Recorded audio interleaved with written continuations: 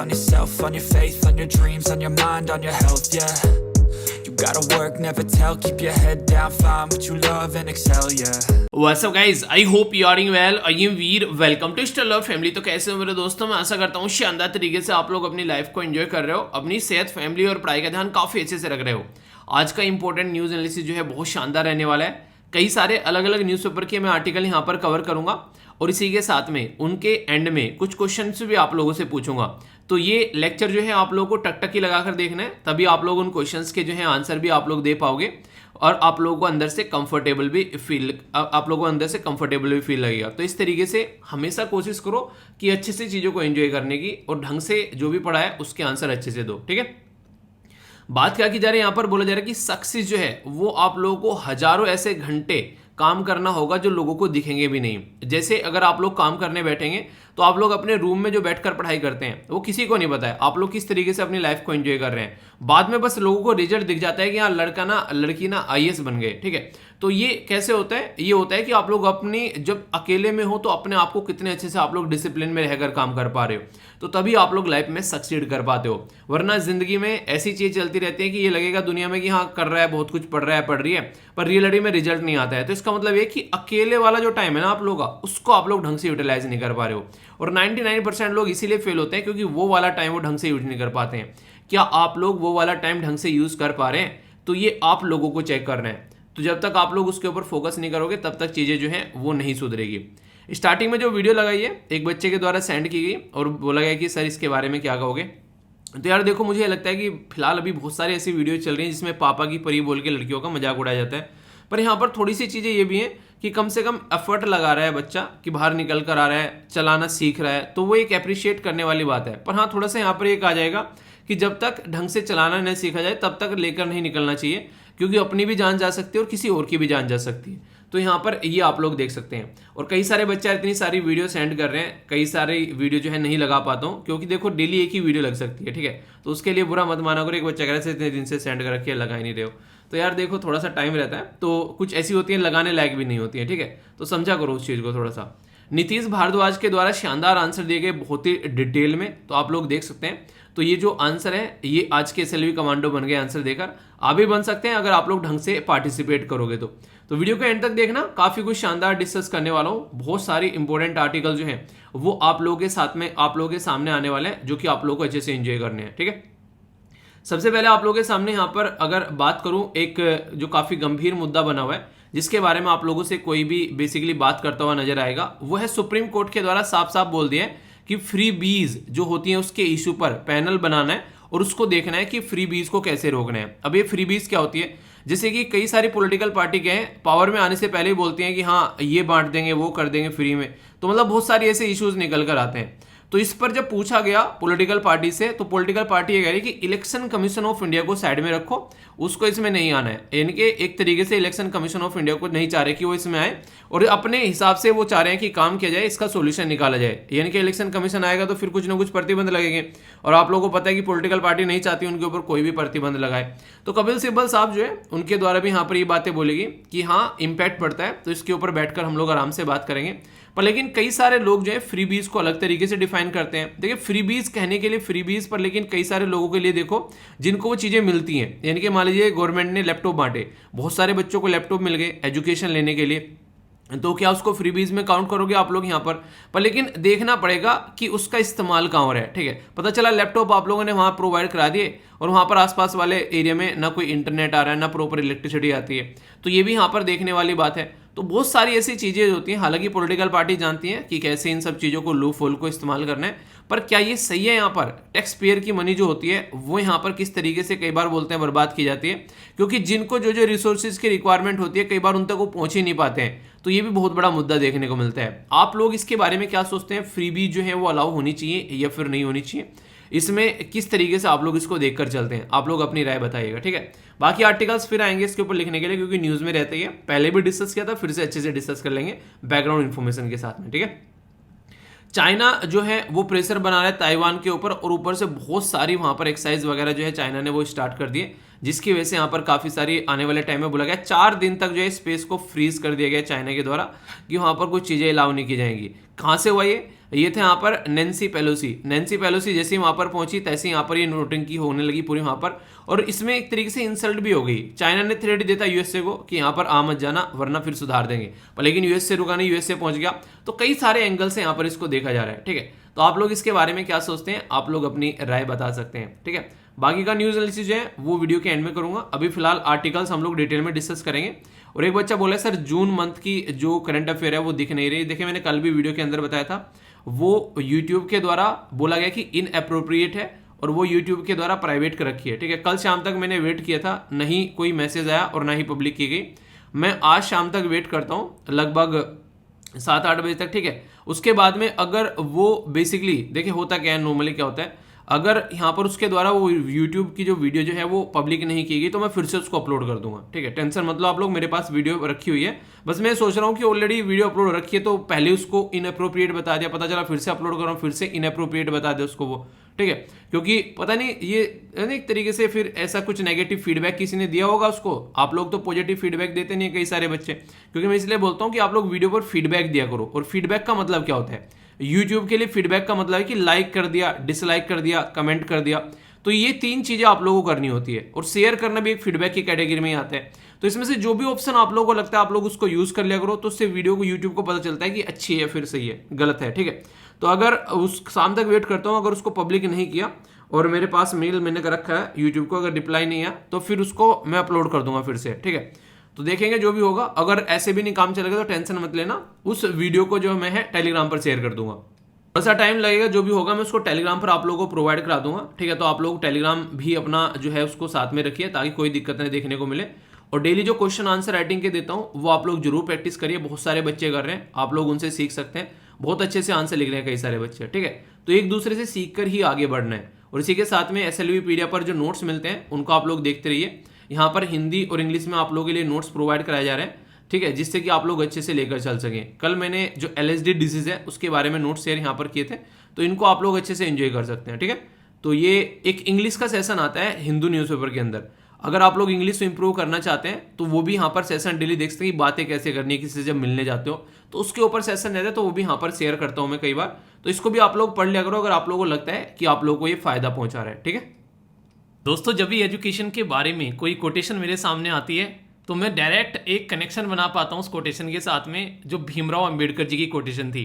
उनके द्वारा बोला गया था, यार बड़ा ही शानदार एक मतलब डायलॉग लगता है, वैसे तो कोटेशन है पर आप लोग उसको डायलॉग भी बोल सकते हैं, कि शिक्षा वो शेरनी का दूध है, जो पिएगा वो दाढ़ेगा।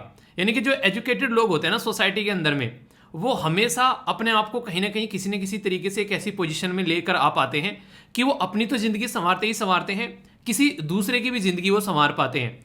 तो अगर कहीं पर भी अगर आप लोगों को बोला जाए एजुकेशन के बारे में, किसी को सपोर्ट करना है, प्रमोट करना है, तो कभी भी उससे पीछे मत हटना। बड़ी शानदार बात यहाँ पर भी बोली गई है, बोला गया literacy is a bridge from misery to hope. ये कोफी अन्नान साहब के द्वारा बोला गया। इनकी साक्षरता जो है वो आप लोगों को दुखों से आशा की ओर लेकर जाएगी। अगर अच्छे से आप लोग अपनी पढ़ाई कर रहे हैं तो आप लोगों को भी पता होगा कितने अच्छे से आप लोग इसके ऊपर फोकस देकर चल रहे हैं, कितनी मेहनत आप लोग कर रहे हैं, आप लोगों के मम्मी पापा कितना पैसा इसके ऊपर इन्वेस्ट कर रहे हैं, आप लोगों का कितना टाइम जा रहा है, पूरे दिन आप लोग कितने अच्छे से अपने टाइम टेबल को फॉलो कर पा रहे हैं। तो ये सारी चीजें हो ना, इनको जब आप लोग देखोगे अच्छे से, जब इनका रिजल्ट निकल कर आएगा, वो आप लोगों को एक ऐसी जिंदगी देगा कि दूसरे लोग कहेंगे कि देख यार कितनी शानदार जिंदगी जी रहा है। पर लेकिन पहले उसमें आप लोगों को अपना टाइम और मनी और अपने मम्मी पापा की आशाओं पर खरा उतरने के लिए आप लोगों को मेहनत इसमें इन्वेस्टमेंट करनी पड़ेगी, तभी जाकर ये रिजल्ट आएगा और उसको शानदार तरीके से आप लोग एंजॉय कर पाओगे। तो अच्छे से आप लोग इसको यूज कर सकते हो। और इसके ऊपर तो निबंध भी आ जाता है ऐसा लिखने के लिए, एजुकेशन के बारे में अगर निबंध आ गया लिखने के लिए तो आप लोग यहाँ पर इसके ऊपर निबंध भी लिख सकते हैं। छोटा सा क्वेश्चन है पर लेकिन कई बार ऐसे क्वेश्चन जो है जब एग्जाम में आते हैं तो आप लोग कंफ्यूजन में डाल देते हैं, अच्छा यार ये क्या हो गया, कौन सा आंसर हो सकता है। जब सारे नाम ऐसे दिखे आप लोगों को कि समझ में ना आए कि कौन सा सही आंसर होगा। तो बोला गया कावेरी जो यहाँ पर काबिनी जो रिवर है वो किसकी ट्रिब्यूटरी है, यानी किसकी सहायक नदी है। तो बोला गया कावेरी, दूसरा बोला गया पेन्नार, तीसरा बोला गया पेरियार और चौथा बोला गया पंपा। सही आंसर क्या है देखता हूँ कौन कौन यहाँ पर सही से चूज कर पाता है कि ये आंसर है। कमेंट बॉक्स में लिखना आंसर, देखता हूँ कौन सी आंसर देता है। डीलिमिटेशन कमीशन ये अभी बहुत ज्यादा न्यूज में है, जिसे परिसीमन आयोग के नाम से भी आप लोग हिंदी में जानते हैं, क्योंकि अभी जम्मू एंड कश्मीर के अंदर आप लोगों को पता है डिलिमिटेशन कमीशन के द्वारा सीटों का बंटवारा किया गया। अभी रिसेंटली ये डिलिमिटेशन कमीशन का सेम कॉन्सेप्ट आप लोगों को यहाँ पर दिल्ली में देखने को मिला, जहां पर दिल्ली में एमसीडी के जो इलेक्शन के बारे में बात की जा रही है। देश के अंदर कहीं पर भी अगर इलेक्शन कंडक्ट कराने तो डिलिमिटेशन कमीशन आप लोगों के सामने निकल कर आएगा। तो इसके ऊपर आप लोगों से बड़ा ही प्यारा सा एक क्वेश्चन बनाया गया, तो देखिए इसको। डिलिमिटेशन कमीशन की कौन कौन इसके अंदर आप लोगों को कंपोजिशन देखने को मिलती है। रिटायर्ड सुप्रीम कोर्ट जज, यानी कि एक रिटायर्ड सुप्रीम कोर्ट जज होता है, रिटायर्ड हाई कोर्ट जज होता है, चीफ इलेक्शन कमिश्नर होते हैं या अलग अलग स्टेट के जो इलेक्शन कमिश्नर होते हैं। तो इसको आप लोग अटेम्प्ट कीजिए, वीडियो के एंड में आप लोगों को इनके आंसर बताऊंगा, देखता हूं कौन कौन से ये आंसर देता है। दोस्तों ये एक ऐसा आर्टिकल है जिसके अंदर आप लोगों को सुनने के बाद में ऐसा लगेगा वाह यार कितना कुछ जानने को मिल गया एक ही आर्टिकल के अंदर, यानी कि इन्फॉर्मेशन ओवरलोडेड है। इसी के साथ में बेसिक और स्टैटिक जो बैकग्राउंड के साथ में चीज़ें डिस्कस करूंगा। एक एक पॉइंट जो है वो क्रिस्टल क्लियर होगा। बस आप लोगों से एक गुजारिश है कि बहुत ही अच्छे से आप लोगों को सुनना है डिस्कशन। रीज़न ये है इसके एंड में आप लोगों से क्वेश्चन पूछूंगा, तो उन क्वेश्चन का आंसर आप लोग तभी दे पाओगे जब ये डिस्कशन आप लोग अच्छे से सुनोगे। तो यानी कि टकटकी लगाकर आप लोगों को इसको सुनना है। बात क्या की जा रही है, बात की जा रही है यहाँ पर कैग के बारे में। कैग के द्वारा एक रिपोर्ट रिलीज की जा रही है और वो है बेसिकली नेचुरल रिसोर्सेज के बारे में, यानी कि हमारे पास में इन्वायरमेंट के द्वारा जो भी रिसोर्सेज दिए गए हैं तो उनको काउंट करने की बात की जा रही है कि किस तरीके से हम लोग क्या क्या हरकतें कर रहे हैं, अपने नेचुरल रिसोर्सेज को कैसे बर्बाद कर रहे हैं। तो बिजनेस स्टैंडर्ड के द्वारा ये आर्टिकल छापा गया। हालांकि इससे रिलेटेड आर्टिकल जो है वो द हिंदू और इंडियन एक्सप्रेस के अंदर भी थे। तो कंबाइन कर सारा कुछ आप लोगों से डिस्कस करने वाला हूं। ये जो पर्टिकुलर टॉपिक है आप लोग यूपीएससी प्रीलिम्स या फिर जीएस पेपर 2 पॉलिटी के साथ में कनेक्ट कर सकते हैं, और जीएस पेपर 3 भी आप लोग यहाँ पर आ जाएगा जो कि इन्वायरमेंट के साथ में आप लोग इसको कनेक्ट कर देख सकते हैं। इस आर्टिकल में आगे बढ़ने से पहले एक इंपॉर्टेंट कोटेशन जो कि आप लोग याद रखिएगा। महात्मा गांधी जी के द्वारा ये बात बोली गई थी इन्वायरमेंट को लेकर कि हमारी पृथ्वी मोर देन सफिशिएंट है अगर हम लोग इसको नीड के लिए यूज करें। नीड मतलब यानी कि अगर हम लोग इसको अपनी आवश्यकताओं के लिए इस्तेमाल करें तो ये जो पृथ्वी है ये हमारे लिए मोर देन सफिशिएंट है। पर लेकिन अगर हम लोग इसको ग्रिड के लिए यूज करेंगे, यानी कि अपने लालच के लिए यूज करेंगे, तो फिर ऐसी पता नहीं कितनी पृथ्वी हम लोग खत्म कर देंगे। तो यानी कि आवश्यकताओं के हिसाब से बड़ी सही है, पर लेकिन लालच के हिसाब से नहीं। तो इसीलिए जरूरत है यहाँ पर हम लोगों को काउंट करने की कि हम लोग रियलिटी में अपनी नीड के हिसाब से काम कर रहे हैं या फिर अपनी ग्रिड के हिसाब से काम कर रहे हैं। तो इसको चेक करने के लिए हमारी कंट्री में controller and auditor general of India, जिसको आप लोग कैग बोलते हैं, उसके द्वारा यहाँ पर रिपोर्ट लाई जा रही है जिसका नाम है नेचुरल रिसोर्स अकाउंटिंग। ठीक है, यानी कि एक तरीके से नाम नहीं है रिपोर्ट का, इसके ऊपर यानी कि नेचुरल रिसोर्सेज को अकाउंट करने की यहाँ पर बात की जा रही है। और नवंबर में यहाँ पर ये रिपोर्ट जो है वो आप लोगों के सामने देखने को मिलेगी। अब यहाँ पर अगर बात करें तो इसकी इंपोर्टेंस क्या होगी। ये एक तरीका अटेम्प्ट है कि मॉनिटर करने का कि हम लोग क्या क्या बदतमीजी कर रहे हैं, क्या ढंग से यूटिलाइज कर रहे हैं चीज़ों को रेस्पॉन्सिबल तरीके से, और अगर यूटिलाइज कर रहे हैं तो क्या ये सस्टेनेबल बना रहेगा। अब इसका क्या मतलब है, एक ही बात में एक ही चीज में दो बात बोल दी। तो इसको समझने के लिए मैं आप लोगों को थोड़ा सा एक ब्लैंक स्लाइड पर लेकर चलता हूं। जैसे कि आज की डेट में हम लोग बात करें जिस पृथ्वी पर हम लोग रहते हैं, ये पृथ्वी जो है कहीं ना कहीं हमारे पूर्वजों के द्वारा इस्तेमाल की गई। यहाँ पर पानी है, इसी के ऊपर आप लोगों को अच्छी हवा देखने को मिलती है, मिट्टी जो है वो आप लोगों को देखने को मिलती है, या फिर बहुत रिसोर्सेज हैं, पेड़ पौधे, ये सारी चीज़ें आप लोगों को एक ढंग से देखने को मिल रही है लगभग आज के तौर पर लेकिन जैसे जैसे आप लोग आगे बढ़ रहे हो यहाँ पर इसको काफ़ी ज़्यादा पोल्यूटेड किया जा रहा है। तो जितना पोल्यूशन बढ़ता जा रहा है, तो जैसे हमको ये मिली थी, क्या ऐसे हम लोग आने वाले जो हमारी जनरेशन होगी, नेक्स्ट जनरेशन जो बच्चे होंगे, क्या उनको हम लोग ऐसे ही देखकर जाएंगे जैसी हम लोग को मिली थी? अगर हाँ तो बिल्कुल सही है, ये है सस्टेनेबल। यानी कि सस्टेनेबल का मतलब है किसी ने आप लोगों को सामान दिया, आप लोग यहाँ पर किराएदार हो, इस पृथ्वी पर आप लोग परमानेंट नहीं हो, एक किराएदार हो, आप लोग रहोगे और इसके बाद में आप लोग यहाँ से निकल लोगे। फिर यहाँ पर कोई और आएगा तो फिर यहाँ पर वो रहेगा और फिर निकल लेगा। तो जैसी आप लोगों को मिली थी कोई प्रॉपर्टी, ऐसी ही प्रॉपर्टी आप लोगों को किसी दूसरे को देनी है। ये होता है सस्टेनेबल डेवलपमेंट। यानी कि ऐसा नहीं कि आप लोगों को मिली तो आप लोगों ने बर्बाद कर दी, आने वालों के लिए जो भी आगे आएगा उसके रहने के लिए यहाँ पर कुछ भी जगह नहीं छोड़ी। तो ये बिल्कुल भी या फिर कतई नहीं करना है। तो इसी को चेक करने के लिए, जैसे कि पेड़ खत्म कर दिया पृथ्वी पे से, सारा पानी पोल्यूट कर डाला, ये हवा सारी पोल्यूट कर डाली, मिट्टी जो है जहरीली कर डाली, तो क्या आने वाली जनरेशन जो है वो सर्वाइव कर पाएगी? मुझे तो नहीं लगता। आप लोगों को क्या लगता है, सर्वाइव कर पाएगी? तो इसी चीज को ध्यान में रखते हुए यहाँ पर ये काम किए जा रहे हैं प्रेजेंट टाइम पर। थोड़ा सा और अच्छे से समझते हैं, थोड़ा सा गहराई में जाकर, ताकि आप लोग इसको और अच्छे से कनेक्ट कर पाएं। मैंने बोला अभी नेचुरल रिसोर्सेज को अकाउंट करना, तो सबसे पहले तो आप लोगों को ये पता होना चाहिए कि नेचुरल रिसोर्सेज कैसे होते हैं। तो इनको हम लोग दो कैटेगरी में डिवाइड करते हैं। पहली जो कैटेगरी होती है इसको बोलते हैं हम लोग नॉन रिन्यूएबल, यानी कि एक बार मिल गए खत्म हो गए तो खत्म हो गए। जैसे कि हमारी बॉडी है, आप लोग क्या लगता है ये रिन्यूएबल है?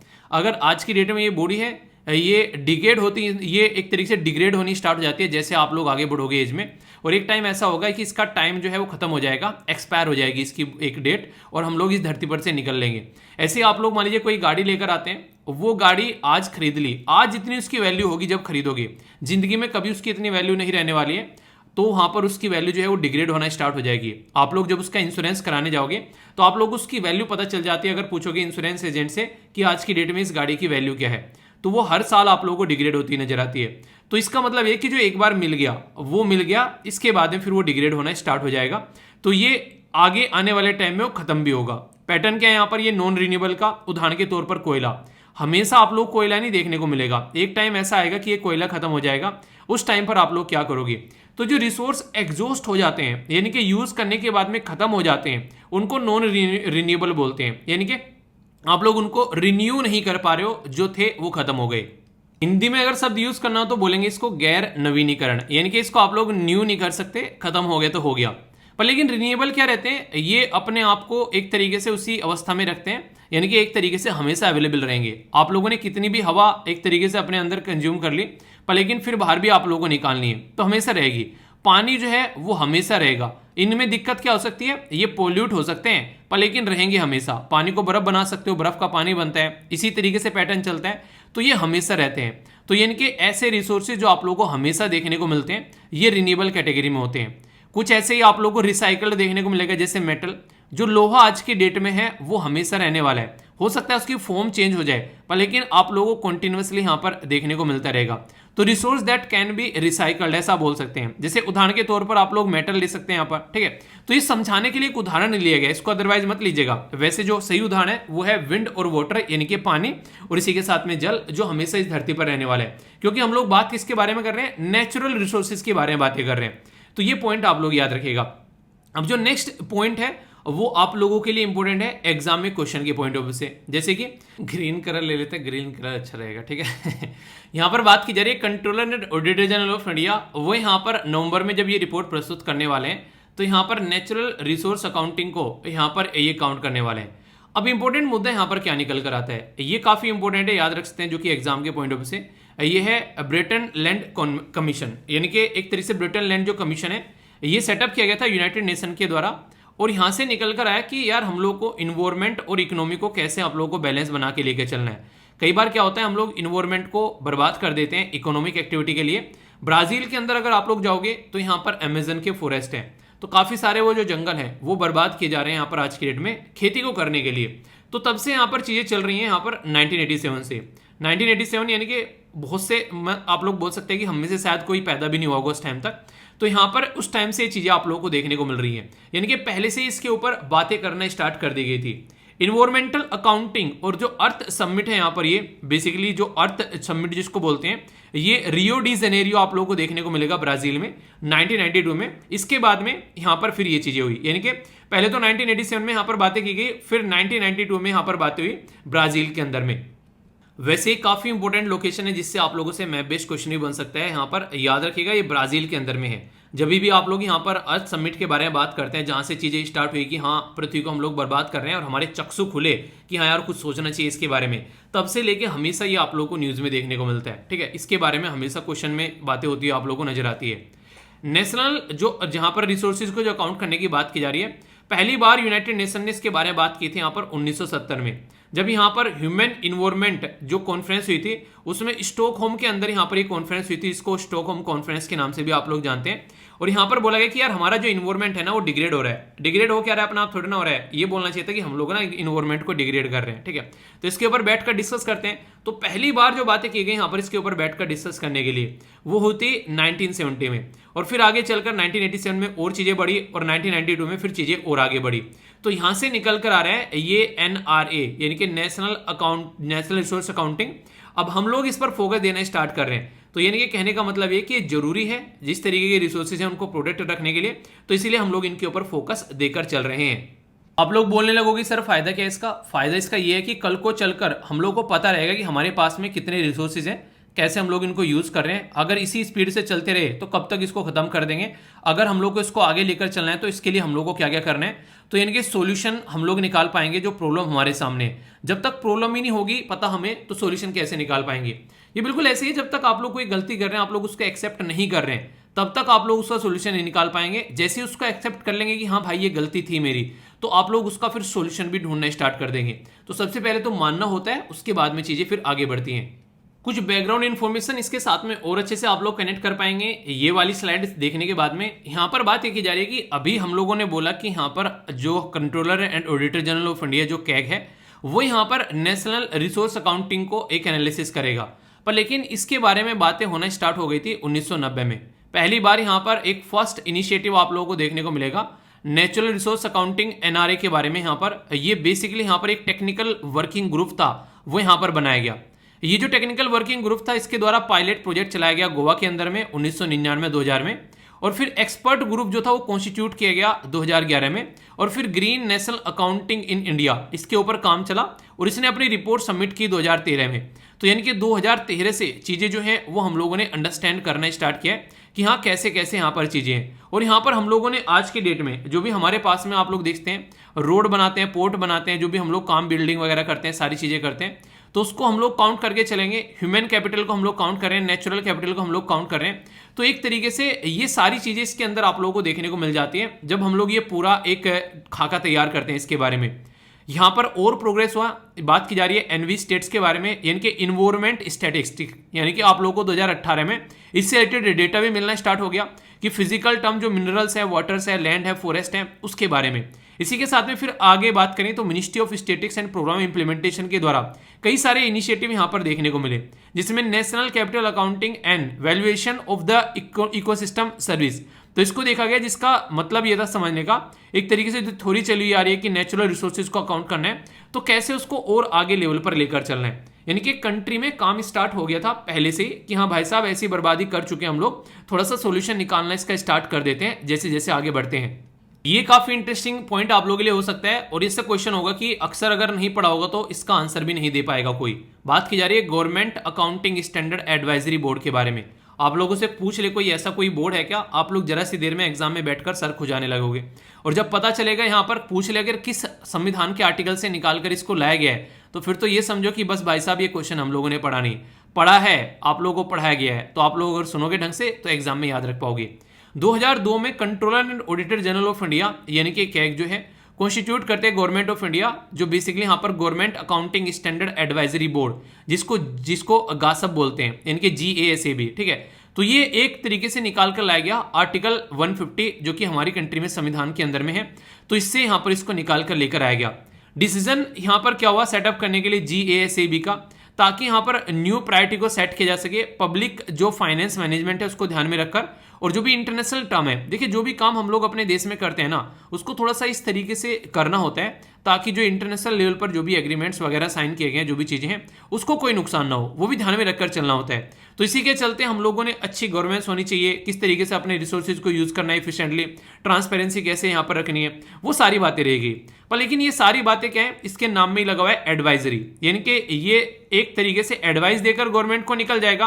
अब गवर्नमेंट के ऊपर रहेगा कि गवर्नमेंट को क्या करना है। तो इसके द्वारा जो नोडल एडवाइजरी जो बॉडी है, जो भी सिमिलर इनिशिएटिव जो यहाँ पर लिए जाते हैं, तो गवर्नमेंट फिर अपने आप देखती है कि कैसे उसको लेकर चलना है। बेसिकली इनका काम ही होता है, जैसे मैं वीडियो बनाता हूँ, अपलोड कर देता हूँ, उसके बाद में मेरे पास में कुछ नहीं रहता है, ठीक है। आप लोग इससे यहाँ पर इस वीडियो से क्या क्या नोट्स बनाते हैं, कितने आप लोग इसको रिवाइज करते हैं, कितने अच्छे से आप लोग टॉपिक को कवर करते हैं, जो आंसर देता हूँ उसके आंसर लिखते हैं या फिर नहीं लिखते हैं। इसी के साथ में जो यहाँ पर बातें की जाती है, जो PDF रहती है, क्या उसको डाउनलोड करते हो, वीडियो को आप लोग लाइक या फिर डिसलाइक करते हो, या फिर कोई आंसर पूछता हूँ तो उसके आंसर देते हो। ये सारी चीज़ें मेरे हाथ में नहीं है। मेरा काम बस इतना यहाँ तक लिमिटेड हो जाता है कि वीडियो बनाई और यूट्यूब पे अपलोड कर पब्लिक कर दी। अब आप लोग उस वीडियो को कैसे ट्रीट करते हो, ये सारी चीजें आप लोगों के हाथ में है। ये होता है एक तरीके से मैं एडवाइस कर सकता हूँ कि हाँ यार रिवीजन कर लिया करो, वीडियो बंद कर 2 मिनट के लिए रिकॉल कर लिया करो, वो चीजें मैं बोल सकता हूँ। तो गवर्नमेंट को ये रिकमेंडेशन दे सकते हैं कि आप लोग ऐसा कर लिया करो, पर लेकिन मानना है मानना वो गवर्नमेंट के ऊपर डिपेंडेंट हो जाता है कंप्लीटली।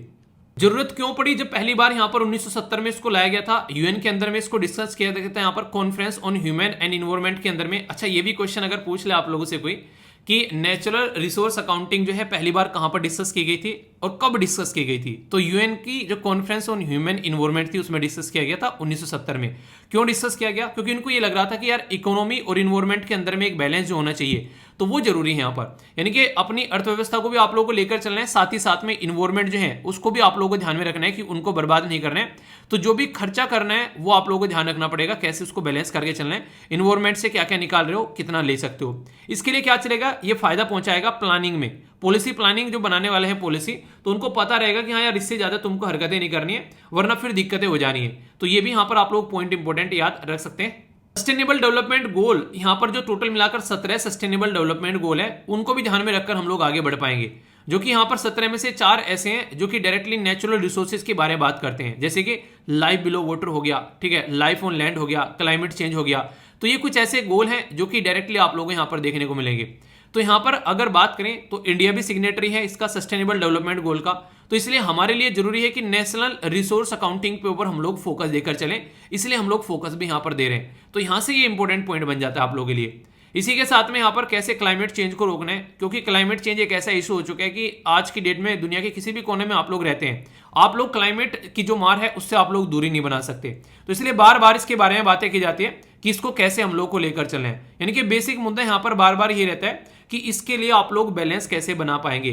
तो ये काफी इंपॉर्टेंट मुद्दा निकल कर आता है। सोशियो इकोनॉमिक डेवलपमेंट के बारे में आप लोग यहाँ पर याद रखिए, मतलब क्या इसका मतलब ये है कि सोसाइटी का और इकोनॉमी का डेवलपमेंट तभी आप लोग आगे लेकर चल पाएंगे जब सारी चीजें जो आपस में रिलेटेड है आप लोग उनमें एक बैलेंस बना पाएंगे। तो ये है कि यहाँ पर कई सारी जो चीजें हैं उनको काउंट करके चलना होता है।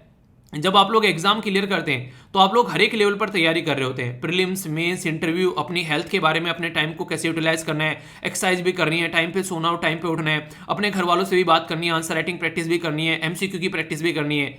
तो भाई साहब ये पूरी जंग होती है, ये ऐसा नहीं है कि बस एक तरीके से काम हो जाएगा। ऐसे इन्वायरमेंट को प्रोटेक्ट करना है तो सारी चीजें आप लोगों के माइंड में क्लियर रहेंगी, तभी आप लोग उसको ढंग से इंप्लीमेंट कर पाओगे, वरना ये चीजें नहीं होने वाली।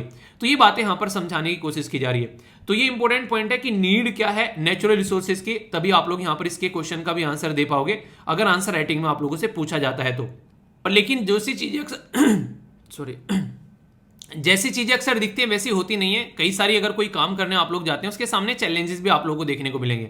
आप लोग बोलेंगे अब तक लग तो नहीं रहा था कोई चैलेंज होंगे, चैलेंज है बहुत सारे। जब भी आप लोग यहाँ पर अकाउंट करने जाओगे इन सब चीजों को कि हाँ हमारे पास में रिसोर्सेज क्या है, एक तो जो अकाउंट करने वाले होते हैं उनको प्रॉपर ट्रेनिंग देनी होती है, ठीक है, प्रॉपर कैपेसिटी बिल्डिंग करनी पड़ेगी। जो भी यहाँ पर जो ऑफिसर्स रहेंगे, जो स्टाफ रहेगा, अगर किसी को कुछ काउंट करना है तो उसको उस एरिया की नॉलेज होनी चाहिए। ये नहीं कि एक पर्टिकुलर पर्सन है कोई, उसको कोई और काम पकड़ा दिया, ठीक है। जैसे टीचर है उससे टीचिंग का काम लिया जाए अच्छे से तो समझ में आता है। अब जनगणना करने के लिए भी टीचर कोई भेजा जा रहा है वहां पर, वो टीचिंग का काम छोड़ के बेचारा टीचर वहां पे क्या करेगा, ठीक है, एक तरीके से। हालांकि ये कर लेगा, ऐसी बात नहीं कि वो कर नहीं पाएगा, पर लेकिन क्या सही है यहाँ पर ये, तो वो सही नहीं है। ये बिल्कुल वही बात हो जाती है कि मछली को बोल रहे हो कि पेड़ पे चढ़ जा। अरे मछली को पानी में कुदाओ ना और फिर देखो उसके सामने कोई आओ, उसके साथ में कोई दौड़ लगाओ तो आप लोगों को पता चलेगा। तो ये जरूरी है। तो बात की जा रही है कि लिमिटेशन करना, एक तरीके से आप लोग देखते हैं यहाँ पर कई सारी लिमिटेशन भी रहती है प्रिपेयर करने में, प्रॉपर मैपिंग नहीं आप लोगों को देखने को मिलेंगी एक तरीके से। तो कहने का मतलब जो डेटा होता है एक प्रॉपर पीरियड में क्या इंपैक्ट उसके ऊपर पड़ रहा है, ठीक है, किस तरीके से हम लोगों ने अब तक क्या क्या यूटिलाइज कर लिया है। तो ये सारी चीजें अभी हमारी कंट्री में गूगल अर्थ जो है वो स्टार्ट आप लोगों को होता हुआ नजर आ रहा है। तो ये सारी चीजें कहां से निकल कर आ रही हैं, यानी कि एक तरीके से आप लोग ये बोल सकते हैं कि आज के डेट में जो मैप किए जा रहे हैं तो ये सारी चीजें आप लोग यहां पर निकल कर आ रही हैं चीजें आराम से, वरना अब तक आप लोगों को ये देखने को नहीं मिलती थी, ठीक है। इसी के साथ में अगर बात करें यहाँ पर मल्टीपल एजेंसी ऐसी हैं आज की डेट में अगर बात करें जो कि डेटा इकट्ठा करती है, ठीक है।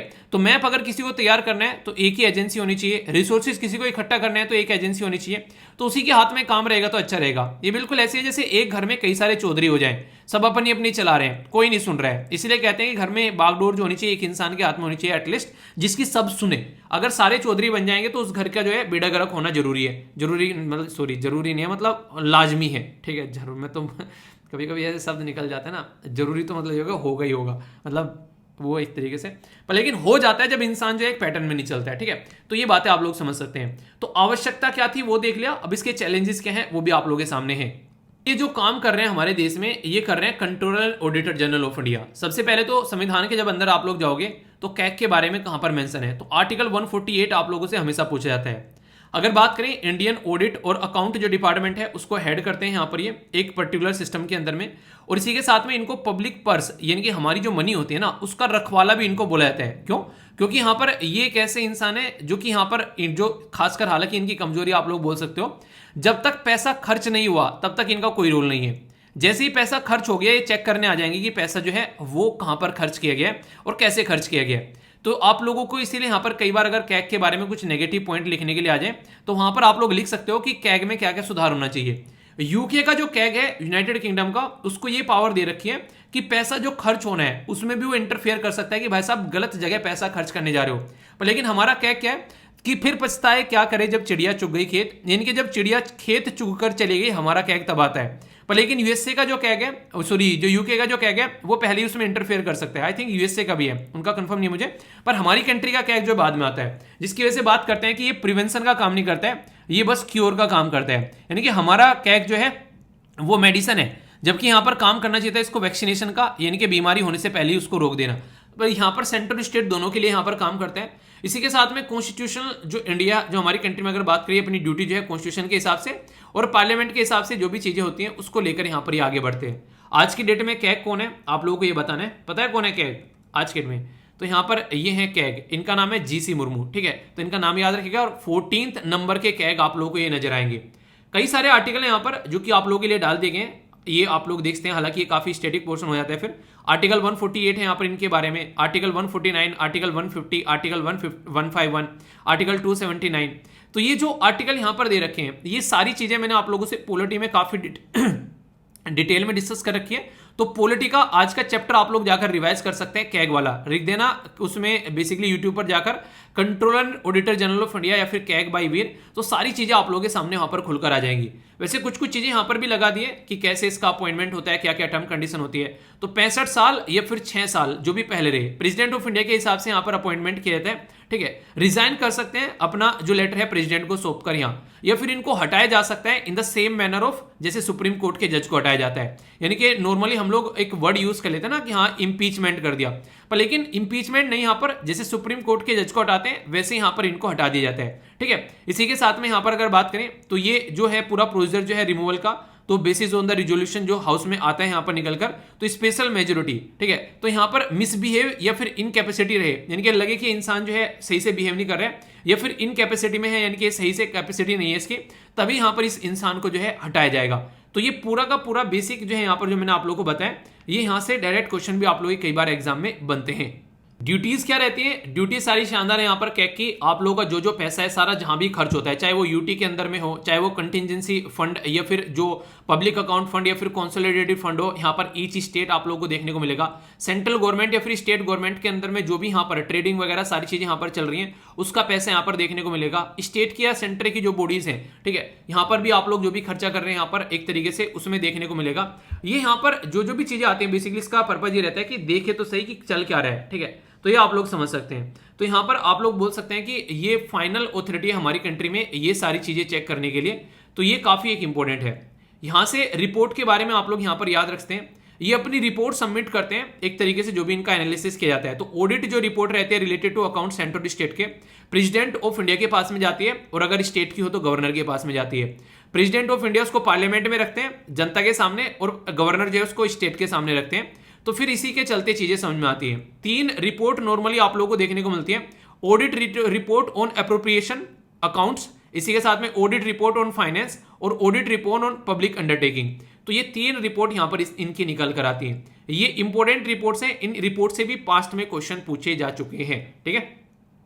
तो ये थी पूरी सारी चीजें। अब कितने अच्छे से आप लोगों ने आर्टिकल सुने मुझे तो तब पता चलेगा जब क्वेश्चन के आंसर आप लोग दोगे, ठीक है। तो मैंने डिटेल में आप लोगों को बता दिया ऑडिट के बारे में, कंट्रोलर ऑडिटर जनरल के बारे में, कहां से यहाँ पर नेचुरल रिसोर्सेज ये निकल कर आए, किस तरीके से यहाँ पर हम लोगों ने इसको स्टार्ट किया था, क्या क्या इससे रिलेटेड यहाँ पर एक तरीके से हमारी कंट्री में एक एडवाइजरी बोर्ड था, क्या इससे रिलेटेड यहाँ पर रिसोर्सेज थे, यहाँ पर जो भी इसकी नीड थी, क्या जरूरत थी, यहाँ पर वो नीड तो थी पर लेकिन चैलेंजेस क्या थे यहाँ पर। इसी के साथ में कैग क्या है उसके बारे में हम लोगों ने बातें कर ली, बेसिक इन्फॉर्मेशन आर्टिकल संविधान के अंदर क्या है वो देख लिए, और यहाँ पर इसी के साथ में ड्यूटीज क्या है वो देखिए, रिपोर्ट्स कौन सी है वो देखिए। अब क्वेश्चन दिखाऊंगा आप लोगों को और उनके अटेम्प्ट कीजिए।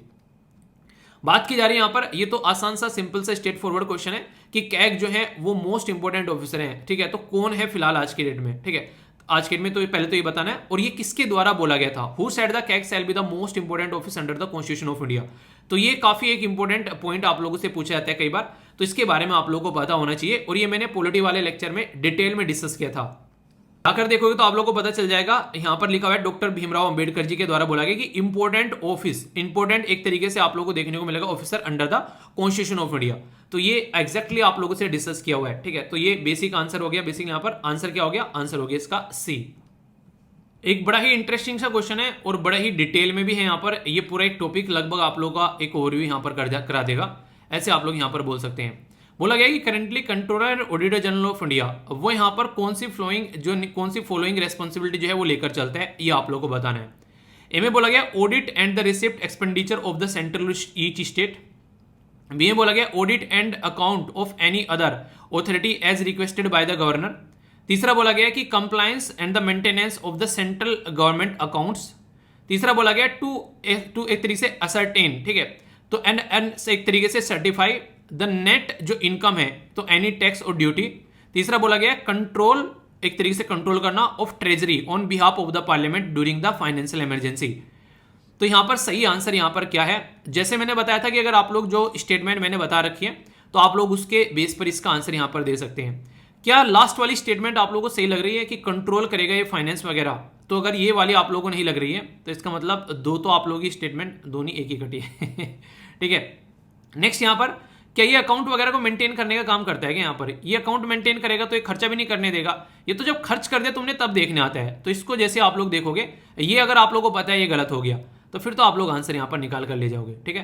तो ऐसे क्वेश्चन आप लोग देखिए, इसीलिए मैं आप लोगों को कह रहा हूँ टॉपिक को जब आप लोग ध्यान से देखोगे ना तो आप लोग उसकी जड़ पकड़ पाओगे कि अच्छा ये होगा यहाँ पर। तो इसीलिए कहता हूँ कि बेसिक और बैकग्राउंड इन्फॉर्मेशन ये बीबी अगर आप लोगों ने कवर कर लिया, बेसिक्स और बैकग्राउंड इन्फॉर्मेशन, तो फिर आप लोगों को कोई भी क्वेश्चन जो है एग्जाम में अनकंफर्टेबल नहीं करेगा और आप लोग आसानी से बोल सकते हो वाह यार कितना आसान पेपर था। और आप लोग बोलते भी हो जब पेपर देकर आते हो, तो फीडबैक जरूर दिया करो studyloverveer@gmail.com पर जब भी आप लोग पेपर देकर आते हो। और जो भी पेपर होता है वो पेपर भी आप लोग सेंड कर सकते हैं कि हाँ ये क्वेश्चन पूछे गए। इससे मुझे अच्छा लगता है कि हाँ मेरे तक जो चीज़ें पहुँच रही हैं कि हाँ जो पढ़ा रहा हूँ वो सही डायरेक्शन में पढ़ा रहा हूँ। तो फीडबैक का काम करता है एक तरीके से कि हाँ जिस तरीके से पढ़ाना चाहिए वो सही चल रहा है, सिलेक्शन आप लोग हो रहे हैं, और उसी पर्पज के लिए आप लोगों को लेक्चर रहता है ये, ठीक है।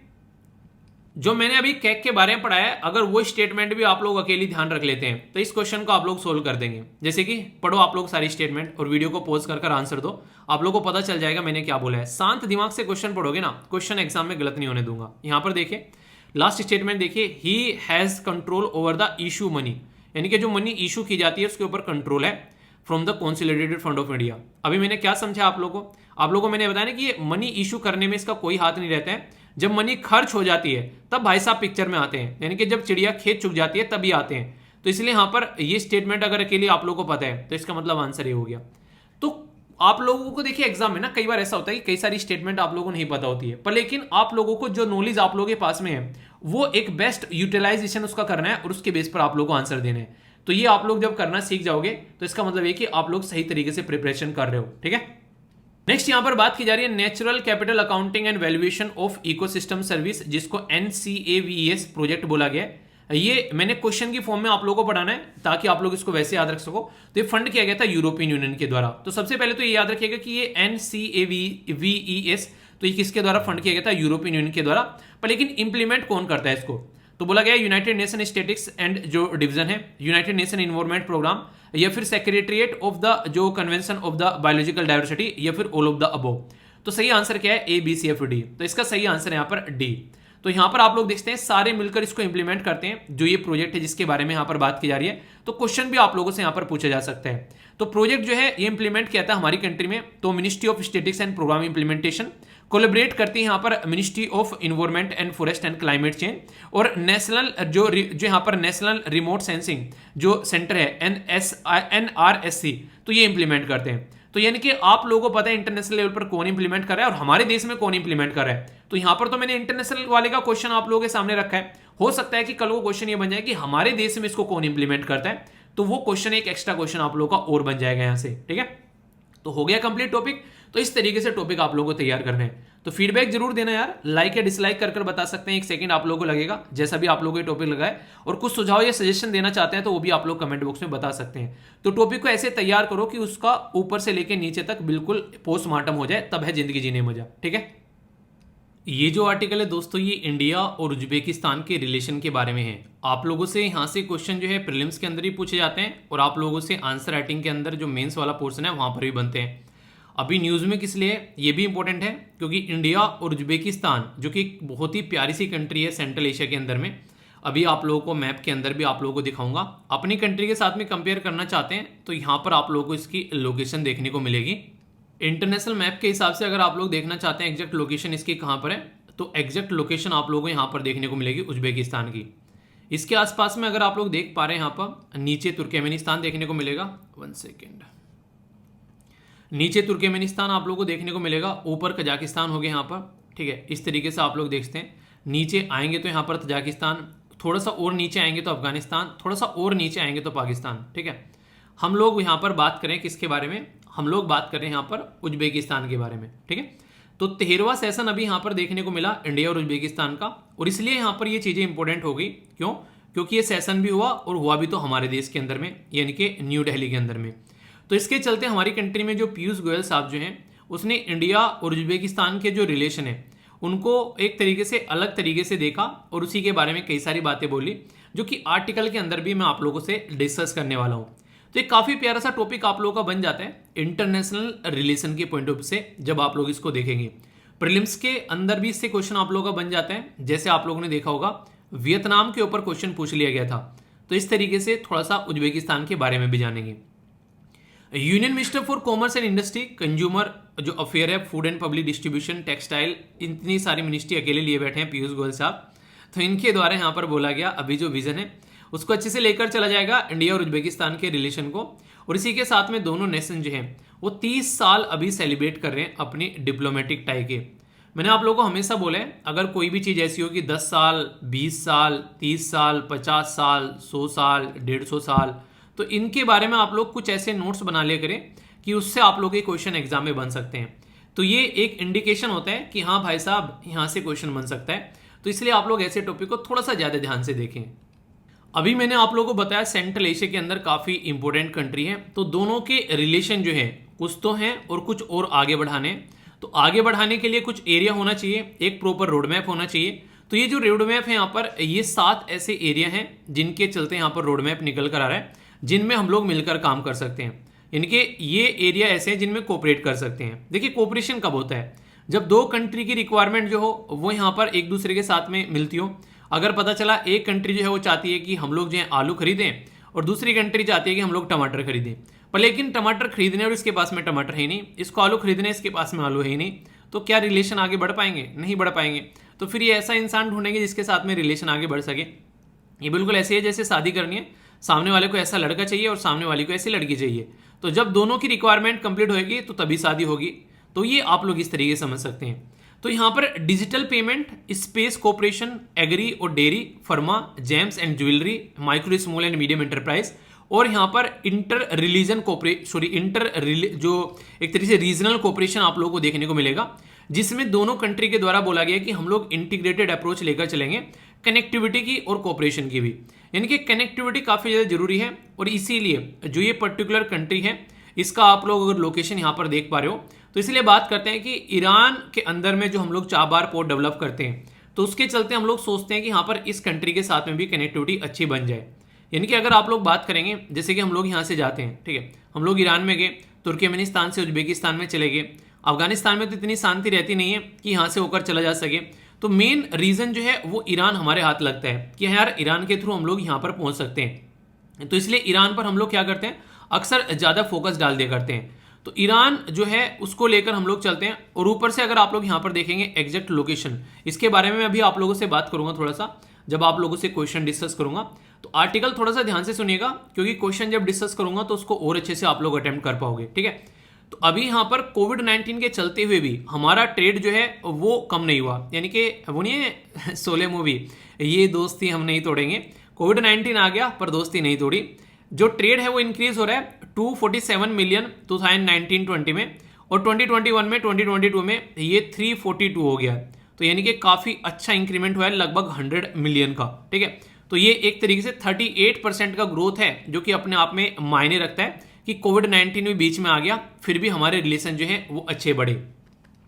कुछ और बातें अगर आप लोगों से पूछ ले कि कहाँ कहाँ पर हमारा रिलेशन है, तो एक आंसर राइटिंग का अच्छा सा क्वेश्चन आप लोगों का तैयार हो जाएगा। जैसे कि डिफेंस में हम लोग आगे बढ़ रहे हैं, दोनों कंट्री मिलकर, हमारे और इसके बीच में जो उज्बेकिस्तान के बीच में, तो यहाँ पर दस्तलिक, तो ये एक्सरसाइज आप लोगों को देखने को मिलेगी। तो आप लोगों से क्वेश्चन पूछा जा सकता है कि ज्वाइंट मिलिट्री एक्सरसाइज ये इंडिया की किस कंट्री के साथ में, तो ये है उज्बेकिस्तान के साथ में। सिक्योरिटी कोऑपरेशन के बारे में जब हम लोग बात करते हैं तो दोनों कंट्री बोलते हैं कि हाँ कि टेररिज्म को रोकना है। इसी के साथ में ट्रांसनेशनल जो ऑर्गेनाइज्ड क्राइम है, यानी कि हमारे देश में कोई गलत हरकतें कर कर किसी और देश में भाग गया, तो इसको बोलते हैं ट्रांसनेशनल ऑर्गेनाइज्ड क्राइम, या इलिसिट जो ट्रैफिकिंग आप लोगों को देखने को मिलेगी, इलीगल ट्रैफिकिंग, यानी कि गलत तरीके से लोगों को खरीदना और बेचना, कई बार उनको स्लेव बनाकर रखा जाता है, या फिर स्मगलिंग की देखने को मिलती है, और कई बार तो काउंटरफिट करेंसी का भी इशू निकल कर आता है, और जो नशीली दवाइयां होती हैं वो भी इशू निकल कर आता है। तो इन मुद्दों पर हम दोनों के समान विचार हैं, यानी कि हम लोग इस पर मिलकर काम करते हैं, ठीक है। इन्वेस्टमेंट में बात करें तो हमारी कंट्री में कई सारे ऐसे एरिया हैं जो कि हम लोग जाकर इन्वेस्टमेंट करते हैं, तो यहाँ पर उज्बेकिस्तान के अंदर में, और यहाँ पर ओपन किया गया कैंपस हमारी कंट्री की यूनिवर्सिटी अमेठी और इसी के साथ में शारदा यूनिवर्सिटी के द्वारा। तो दो जगह यहाँ पर आप लोगों को जो उज्बेकिस्तान के अंदर में, एक तो है यहाँ पर ताशकंद, जो कि नॉर्मली आप लोग कैपिटल देख सकते हैं, और इसी के साथ में यहाँ पर बात की जा रही है अदीजन, तो ये इसके लोकल एरिया है। तो अमेठी और शारदा यूनिवर्सिटी के द्वारा यहाँ पर अपने सेंटर खोले गए। तो कल को एक क्वेश्चन प्यारा सा बन जाएगा कि हमारी कंट्री में जो अमेठी और शारदा यूनिवर्सिटी है उसने कौन से देश के अंदर में सेंटर खोले, और अगर डायरेक्ट मैच करने के लिए भी आ जाए तो एक अच्छा क्वेश्चन आप लोगों के लिए बन सकता है। फार्मास्यूटिकल यानी कि दवाइयों वाला एरिया एक ऐसा एरिया है जो हमारे लिए काफ़ी इंपॉर्टेंट है, क्योंकि हम लोग इसमें बादशाह हैं, तो दूसरों को हम लोग एक्सपोर्ट करते हैं इसमें आसानी से, तो ये जरूरी है। इसी के साथ में और भी कई सारे एरिया जिसमें हम लोग मिलकर काम कर सकते हैं। आई क्रिएट जो है यहाँ पर, ये मिलकर हम लोग काम करते हैं, एक इंस्टीट्यूट है लाइक आई क्रिएट, जो कि यहाँ पर एक्टिवली कोऑपरेट करता है उज्बेक के साथ में। तो यहाँ पर एक स्टार्टअप सिस्टम को स्टार्ट करने की कोशिश अगर कोई करता है तो उसको सपोर्ट प्रोवाइड कराता है। जैसे मान लीजिए कल को आप लोगों को बिजनेस स्टार्ट करना है, तो अभी तो फिलहाल आप लोग नॉर्मल तरीके की जिंदगी जी रहे हैं, एक जॉब है, अपना आए और मजे में लेट गए। बिजनेस में इंसान के चारों चक्षु खुल जाते हैं, चारों तरफ से इतनी सारी चीजें देखनी पड़ती हैं कि हालत खराब हो जाती है। तो वहां पर एक बैलेंस बनाना, सही तरीके के इंसान होना, इसी तरीके से यहाँ पर किस तरीके से क्या क्या चीजें लेकर चल रहे हैं, तो बहुत ही सिस्टमेटिक हमें चीजें चलनी चाहिए। तो ये यहाँ पर जरूरी है, तो ऐसे समझ सकते हैं। तो स्टार्टअप में एक सपोर्ट प्रोवाइड कराना गवर्नमेंट का काफी जरूरी है। पता चला सारी चीजें हैं पर लेकिन गवर्नमेंट सपोर्ट ही नहीं दे रही है, तो भाई कैसे काम करेंगे आगे, तो वो भी दिक्कत यहाँ पर देखने को मिल जाती है। नेक्स्ट, इंडिया और उज्बेकिस्तान के रिलेशन के बारे में थोड़ा सा और आगे बढ़ेंगे। तो टूरिज्म काफी इंपॉर्टेंट एरिया यहाँ पर निकल कर आता है। तो टूरिज्म जो है यहाँ पर, ये उज्बेक गवर्नमेंट जो है वो एक्सटेंड करती है e visa facility. E visa facility काफी इंटरेस्टिंग रहती है, जिसके चलते टूरिस्ट जो रहते हैं आसानी से उनको वीजा मिल जाता है, ज्यादा ताक झांक नहीं करनी पड़ती है, और आराम से वीजा लेकर, वो भी एक तरीके से बिना कागज पत्तर के, आसानी से कंट्री में विजिट किया जा सकता है, ठीक है। तो ये एक्सटेंड किया जाता है ई वीजा, ताकि आराम से लोग जो है आ जा सकें। सोलर पावर में अगर बात करें तो हमारी कंट्री, जिसमें एक इंटरनेशनल ऑर्गेनाइजेशन है जिसका नाम है इंटरनेशनल सोलर अलायंस, तो उज्बेकिस्तान जो है वो काफी इंपॉर्टेंट रोल प्ले करता है इस पर्टिकुलर ऑर्गेनाइजेशन के अंदर में, और यहाँ पर ये इसका पार्ट भी है इंटरनेशनल सोलर अलायंस का। तो ये काफी इंटरेस्टिंग है। बायलैटरल जब रिलेशन के बारे में कुछ लिखने के लिए आएगा तो नेशनल कोऑपरेशन के बारे में यहाँ पर आप लोगों से बातें की जा सकती है कि नेशनल कोऑर्डिनेशन कमेटी इंडिया और उज्बेकिस्तान के बारे में। तो यहाँ पर आप लोग देखते हैं कि एक दूसरे की कंट्री के अंदर में कैसे म्यूचुअली हम लोग काम कर सकते हैं। ये बिल्कुल ऐसे ही है जैसे आप लोग दो दोस्त हैं और हर हफ्ते आप लोगों की लड़ाई हो जाती है किसी न किसी मुद्दे को लेकर। तो एक बार बैठकर हफ्ते में डिसाइड कर लिया करो कि यार इस मुद्दे पर लड़ाई हो रही है, इसका सोल्यूशन कैसे निकालना है। तो क्योंकि म्यूचुअली आप लोगों को फायदा होगा इससे दोनों को, तो यहाँ पर ये म्यूचुअल रिलेशनशिप यहाँ से निकल कर आती है। तो ये काफी इंपॉर्टेंट हो जाता है जब दो कंट्री इस तरीके से मिलकर आपस में बातें करती हैं। तो म्यूचुअल रिलेशनशिप एक काफी इंपॉर्टेंट पोर्शन यहाँ से निकल के आता है। मल्टीलेटरल इनिशिएटिव कई सारे हैं, जैसे India Central Asia business council, India Central Asia dialogue. तो यहाँ पर मिलकर जो भी हमारे इश्यूज हैं, जो कि हम बिजनेस को आगे लेकर चल रहे हैं, उनके बारे में बातें की जाती है, जिसके चलते हम लोग अच्छे से एक दूसरी कंट्री के साथ में एक व्यापार को आगे बढ़ा पाते हैं। और व्यापार जैसे आगे बढ़ता है वैसे यहाँ पर पैसा भी आता है, इसी के साथ में इंप्लॉयमेंट जनरेट होता है, दो कंट्री की अच्छी कनेक्टिविटी बनती है, इंटरनेशनल लेवल पर एक दूसरे का कोऑपरेशन मिलता है। तो ये सारी चीजें एक दूसरे के सपोर्ट से निकल कर आती हैं। इसीलिए कंट्री की अलग अलग जो डिग्नेटरी है वो अलग अलग कंट्री में विजिट करती है, इन चीज़ों को ध्यान में रखते हुए, ताकि रिलेशन अच्छे बने रहे, कहीं पर सपोर्ट की जरूरत पड़े तो वहां पर सपोर्ट मिल सके।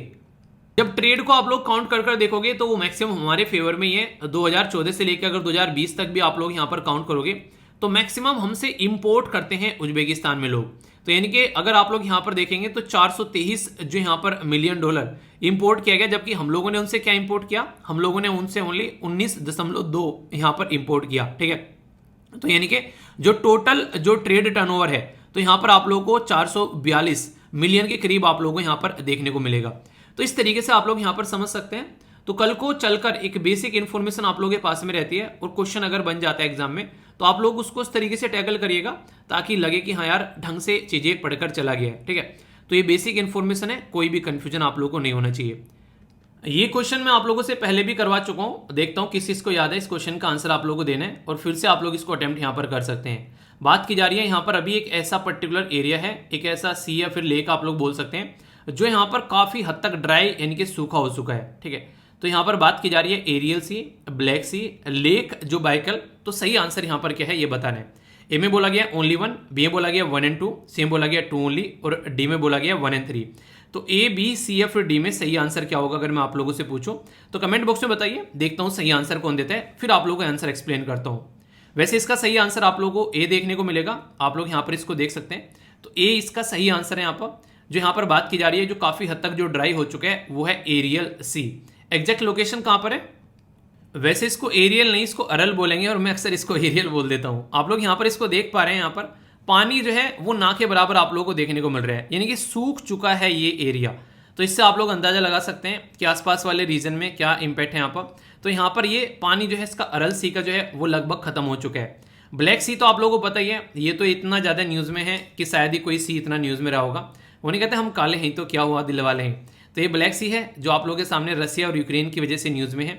इधर अगर आप लोग आएंगे तो आप लोगों को कैस्पियन सी देखने को मिलेगा। ठीक है, तो यहाँ पर ये लेक बैकल का है, अभी इसके बारे में हम लोग जान लेते हैं, या फिर लेक बेकाल भी आप लोग बोल सकते हैं। लेकर चलते हैं पर्टिकुलर लेक के पास में, तो ये आप लोगों को रसिया के अंदर देखने को मिलेगी। तो काफी शानदार लेक है यहाँ पर आप लोग देखते हैं, तो ये याद रख सकते हैं क्योंकि ऐसी लेक जो है आप लोगों से मैच करने के लिए पूछ ली जाती है कि मैच कर बताओ कि एग्जैक्टली किस कंट्री के अंदर आप लोगों को ये लेक देखने को मिलती है। तो यूपीएससी क्या करती है अक्सर आप लोगों से, पहले ऐसा क्वेश्चन पूछ लिया, फिर थोड़ा सा अलग डायरेक्शन में जाकर दूसरा क्वेश्चन पूछ लिया। तो अगर पर्टिकुलर एरिया याद रखोगे तो ये एक मैप बेस्ड बड़ा ही प्यारा सा क्वेश्चन आप लोगों का एग्जाम में बन जाएगा। ठीक है, तो यहाँ पर आप लोग देखते हैं ये लेक बाइकल हो गया, ये ब्लैक सी हो गया, और ये सारी चीजें आप लोगों को बताई रखी है कि सी ऑफ एजोव से अगर आप लोगों को ब्लैक सी में आना है तो क्रेच स्टेट है यहाँ पर। ये यहाँ से अगर आप लोगों को ब्लैक सी से अगर यहाँ पर सी ऑफ मामरा में आना है तो बॉस्फोरस स्टेट है। सी ऑफ मामरा से अगर एजिनियन सी में आना है तो डेर्डेनियल स्टेट है, और आप लोग फिर जाकर यहाँ पर मेडिटेरेनियन सी में मिल जाएंगे। तो ये मैप ऐसा है जो कि बहुत ह्यूज न्यूज में रहता है, तो इसके बारे में याद रखिएगा। ठीक है, तो कैसा लगा आर्टिकल, फीडबैक जरूर देना, लाइक या डिसलाइक कर बता सकते हैं, या फिर आप लोग कमेंट कर बता सकते हैं अगर कोई डाउट भी आप लोग का रह गया हो तो। ओके, तो अच्छे से एंजॉय किया करो और ऐसे पढ़ो टॉपिक को कि किसी को पढ़ा सको। बहुत ही प्यारा सा टॉपिक है यहाँ पर, पीआईबी यानी कि प्रेस इन्फॉर्मेशन ब्यूरो के द्वारा कवर किया गया, जो कि मोस्ट ट्रस्टेड सोर्स है गवर्नमेंट का। तो इसको आप लोग टॉपिक को अच्छे से सुनिएगा, टॉपिक जब खत्म होगा तो एक क्वेश्चन होगा आप लोगों के लिए, उस क्वेश्चन से पता चलेगा ये टॉपिक आप लोगों ने कितने अच्छे से सुना है। इससे यहाँ पर डायरेक्ट आप लोगों के क्वेश्चन बन सकते हैं, क्योंकि गवर्नेंस के बारे में बात की जा रही है, और गवर्नेंस में भी ई गवर्नेंस। तो सबसे पहले तो आप लोग को ई गवर्नेंस क्या होता है उसके बारे में बात करूंगा। ये टॉपिक कहाँ से आप लोग कनेक्ट करके देख सकते हैं, तो UPSC prelims GS paper 2 government initiative या ई गवर्नेंस के साथ में आप लोग इसको कनेक्ट करके देख सकते हैं। अभी हमारी कंट्री में जो national e governance service delivery assessment जो है वो कंडक्ट कराया गया, तो किसके द्वारा, department of administrative reform and public governance, जो यहाँ पर DARPG है, इसके द्वारा यहाँ पर ये कंडक्ट कराया गया। 2 ऑर्गेनाइजेशन के साथ मिलकर नेस्कॉम और KPMG, ये बेसिकली यहाँ पर इनके द्वारा मिलकर एक तरीका ये नॉलेज पार्टनर है यहाँ पर। तो इंपॉर्टेंट क्वेश्चन क्या बनता है, सबसे पहले तो आप लोगों को ई गवर्नेंस के बारे में पता होना चाहिए। वीडियो को पॉज करो एक बार, आप लोगों से पूछ रहा है एक छोटा सा बच्चा कि भैया दीदी एक बार ई गवर्नेंस के बारे में बताओ ना, ई गवर्नेंस क्या होता है, तो आप लोग उसको क्या आंसर दोगे। तो ई गवर्नेंस के बारे में आप लोगों को बताता हूं। बेसिकली ई गवर्नेंस जो सिस्टम है ये एक तरीके से इसको बोलेंगे इलेक्ट्रॉनिक गवर्नेंस। ये यूज करता है आईसीटी क्या होता है, इंफॉर्मेशन कम्युनिकेशन टेक्नोलॉजी, यानी कि इंफॉर्मेशन कम्युनिकेशन टेक्नोलॉजी में यानी कि जैसे WAN यानी कि वाइड एरिया नेटवर्क हो गया, या फिर इंटरनेट हो गया, या फिर मोबाइल हो गया, या फिर कंप्यूटर हो गया। तो इनका इस्तेमाल कर कर जो गवर्नमेंट है वो वेरियस सेक्टर के साथ में कनेक्ट होती है और वहां पर अपनी गवर्नेंस यानी कि सर्विस को इनहेंस करती है। तो उसको ई गवर्नेंस यहां पर बोलते हैं जब यहां पर इस्तेमाल किया जाता है। गवर्नमेंट भी यूज कर सकती है इसको, कोई पब्लिक सेक्टर भी यूज कर सकता है, कोई प्राइवेट सेक्टर भी यूज कर सकता है अगर उसको यहां पर इसको इंप्रूव करना है। पर गवर्नेंस सब जो है नॉर्मली वो गवर्नमेंट के लिए यूज किया जाता है, तो इसलिए यहां पर इसको ई गवर्नेंस आप लोग बोल सकते हैं, ठीक है, यानी कि एक तरीके से इलेक्ट्रॉनिक गवर्नेंस। तो यहां पर कैसे यहां पर डिजिटल सिग्नेचर करना है, कैसे इलेक्ट्रॉनिक पेमेंट होना है, कैसे यहां पर इलेक्ट्रॉनिक मैसेजिंग होनी है, होस्टिंग कहां से मिलेगी, interoperability, delivery service, client support या सिक्योरिटी, आइडेंटिटी, तो ये सारी चीजें आप लोग बोल सकते हैं आज के डेट में इंटरनेट के ऊपर डिपेंडेंट है। और हम लोग काफी हद तक ये लेक्चर आप लोग सुन रहे हैं तो आप लोग इंटरनेट से इसको सुन रहे हैं, मैं इसको बनाकर अपलोड करता हूं इंटरनेट के ऊपर, तब आप लोग इस लेक्चर को सुन पाते हैं। तो सारी चीजें जो है इसका बेस कहां पर आ गया, वो आ गया इंटरनेट के ऊपर। तो यहां पर ई गवर्नेंस में जो ई है इसलिए यहां पर इसको इलेक्ट्रॉनिक बोलते हैं, तो इंटरनेट के थ्रू यहां पर इसको इस्तेमाल किया जाता है। तो सबसे पहले तो ये बेसिक इंफॉर्मेशन हो गई आप लोगों के लिए। तो ये जो पूरा यहाँ पर असेसमेंट है, यहाँ पर ये कंडक्ट कराया गया है, इसमें ये देखा जाता है कि कौन इफेक्टिवली अपनी सर्विस को डिलीवर कर रहा है, ठीक है, ऑनलाइन मोड में यहाँ पर सिटीजन तक चीजें पहुंचा रहा है। तो यहाँ पर इसका फर्स्ट जब यहाँ पर इसका इवोल्यूशन किया गया, यानी कि एक इवेल्युएशन किया गया इसका, तो यहाँ पर मिनिस्ट्री ऑफ होम अफेयर बोला गया कि rank 1 under the central minister portal, और इसी के साथ में डिजिटल पोर्टल जो है वो रैंक 2 आया under the central ministry service portal. तो यहां से आप लोगों के लिए क्वेश्चन पूछा जा सकता है इनके बारे में, तो बेसिक इंफॉर्मेशन आप लोगों को होनी चाहिए। अभी नेशनल ई गवर्नेंस डिलीवरी जो असेसमेंट है यहाँ पर, इसके बारे में अगर बेसिक बातें करूं तो ये एक तरीके से जो यहाँ पर जो एक तरीके से ऑर्गेनाइजेशन जो है department of administrative reform and public grievance, जिसको आप लोग DARPG बोलते हैं, तो यहाँ पर ये कॉन्स्टिट्यूट की जाती है national e governance service delivery assessment in 2019, ठीक है। तो यहाँ पर ई गवर्नेंस को प्रोवाइड कराने के लिए इसको यहाँ पर स्टार्ट किया था, जिसके चलते यहाँ पर ये एक रिपोर्ट आती है यहाँ पर 2021 में प्रिपेयर किया था असेसमेंट की कैसे स्टेट और यूनियन टेरिटरी या सेंट्रल मिनिस्ट्री अपना काम कर रही है ई गवर्नेंस के फील्ड में। यानी कि जैसे मैं आप लोगों को बोल दूं आप लोगों को आंसर राइटिंग करनी है और फिर मैं आप लोगों को बोलूं कि एनालिसिस करना है इसका बैठकर, तो यहाँ पर एक आर्टिकल जो सबसे अच्छा यहाँ पर रहा उसके ऊपर क्वेश्चन दिया जाए और फिर उसके ऊपर आप लोग आंसर लिखें जो जो डिस्कस किया है, ठीक है। तो फिर उसको आप एक दूसरे के साथ में असेसमेंट करो कि किसने अच्छे से आंसर लिखा है, तो एक तरीके से वो पूरा सिस्टम आप लोगों को ऑनलाइन देखने को मिलता है, ठीक है। इसमें यहाँ पर आप लोग समझ सकते हैं कि जो स्टेट है यूनियन टेरिटरी है फोकस देते हैं यहाँ पर जो भी ऑन द सेंट्रल मिनिस्ट्रीज कि किस तरीके से ई डिलीवरी सर्विस चल रही है, रेस्पेक्टिव जो भी यहाँ पर गवर्नमेंट है वो इंप्रूव करती है अपनी डिलीवरी ताकि अच्छे लेवल पर यहाँ पर काम किया जा सके। अब इंपॉर्टेंट क्या है यहाँ पर जो 2021 जो कवर कर रहा है सर्विस अक्रॉस द 7 सेक्टर, तो यहाँ पर finance, labour, education, local governance और utility service, social welfare, environment और टूरिज्म, यानी कि 7 एरिया ऐसे हैं जहां पर चेक किया गया कि जो गवर्नेंस है वो कैसा रहा। तो यहां पर इन एरिया में अगर चीजें अच्छी चल रही हैं तो उसको एनालिसिस करके यहां पर देखा गया। तो इसके एनालिसिस करने के कोई ना कोई क्राइटेरिया तो होंगे, जैसे मैं बोलूं कि नंबर मिलने हैं आप लोगों को 10 में से, यानी कि मैं बोलूं कि आप लोग मुझे 10 में से नंबर देने हैं, ठीक है। तो इसमें से कैसे कैसे आप लोग नंबर दे सकते हैं। सबसे पहले तो टॉपिक जो मैं आप लोगों को समझा रहा हूं उसमें आप लोगों को कैसा लगा कि हाँ टॉपिक अच्छे समझ में आ गया, तो इसमें आप लोग नंबर दे सकते हैं या फिर कट कर सकते हैं, ठीक है। दूसरा मैं बोलूं कि पीपीटी कैसी बनी हुई है, ठीक है, तो पीपीटी अगर आप लोगों को पसंद आ रही है तो नंबर दे सकते हैं या फिर आप लोग कट कर सकते हैं। तीसरा मैं यहां पर बोलूं जो पीपीटी के अंदर जिस तरीके से जो पिक्चर का यूटिलाइजेशन के रखा है उनकी क्वालिटी कैसी है, दिख नहीं रही है, धुंधली है या फिर कैसी है, पीपीटी अच्छी बनी है फिर गलत बनी है, तो उस पर आप लोग यहां पर नंबर दे सकते हैं। इसी के साथ में यहां पर जो आज की डेट में बात करें तो लेक्चर से रिलेटेड अगर बात की जाए तो टाइमिंग क्या है लेक्चर की, जो टाइमिंग दे रखी है तो उस तरीके से डिलीवर हो रहा है या फिर नहीं हो रहा है उसके ऊपर आप लोग मार्क्स दे सकते हैं। तो इनके इस तरीके से 4 क्राइटेरिया यहां पर जैसे मैंने आप लोगों को बनाकर दे दिया, इसी तरीके से 4 क्राइटेरिया, एक्सेसिबिलिटी कैसी है, कंटेंट की अवेलेबिलिटी कैसी है, ईज ऑफ यूज भी होना चाहिए, यानी कि लेक्चर ऐसा है कि पता चला मैंने डाल दिया फिर बोला कि 1 घंटे में देख लो फिर डिलीट कर दूंगा वरना, ठीक है, तो ये गलत है एक तरीके से, ठीक है। इंफॉर्मेशन सिक्योरिटी और प्राइवेसी के ऊपर ध्यान देना है, ठीक है। तो ये सारे पैरामीटर इनके द्वारा जब निकाले जाते हैं इन 7 एरिया के, तो इन चारों पैरामीटर के बेस पर पता चलता है कि चीजें क्या चल रही है। हालांकि कई बार ऐसा रहता है कि यहाँ पर आप लोग ऐसा नहीं कि बस ये चीजें देखकर ही आप लोग देखोगे, कई बार आप लोग देखोगे पढ़ाते टाइम में कैसा हूं, खुश हूं या फिर मैं दुखी हूं, ठीक है।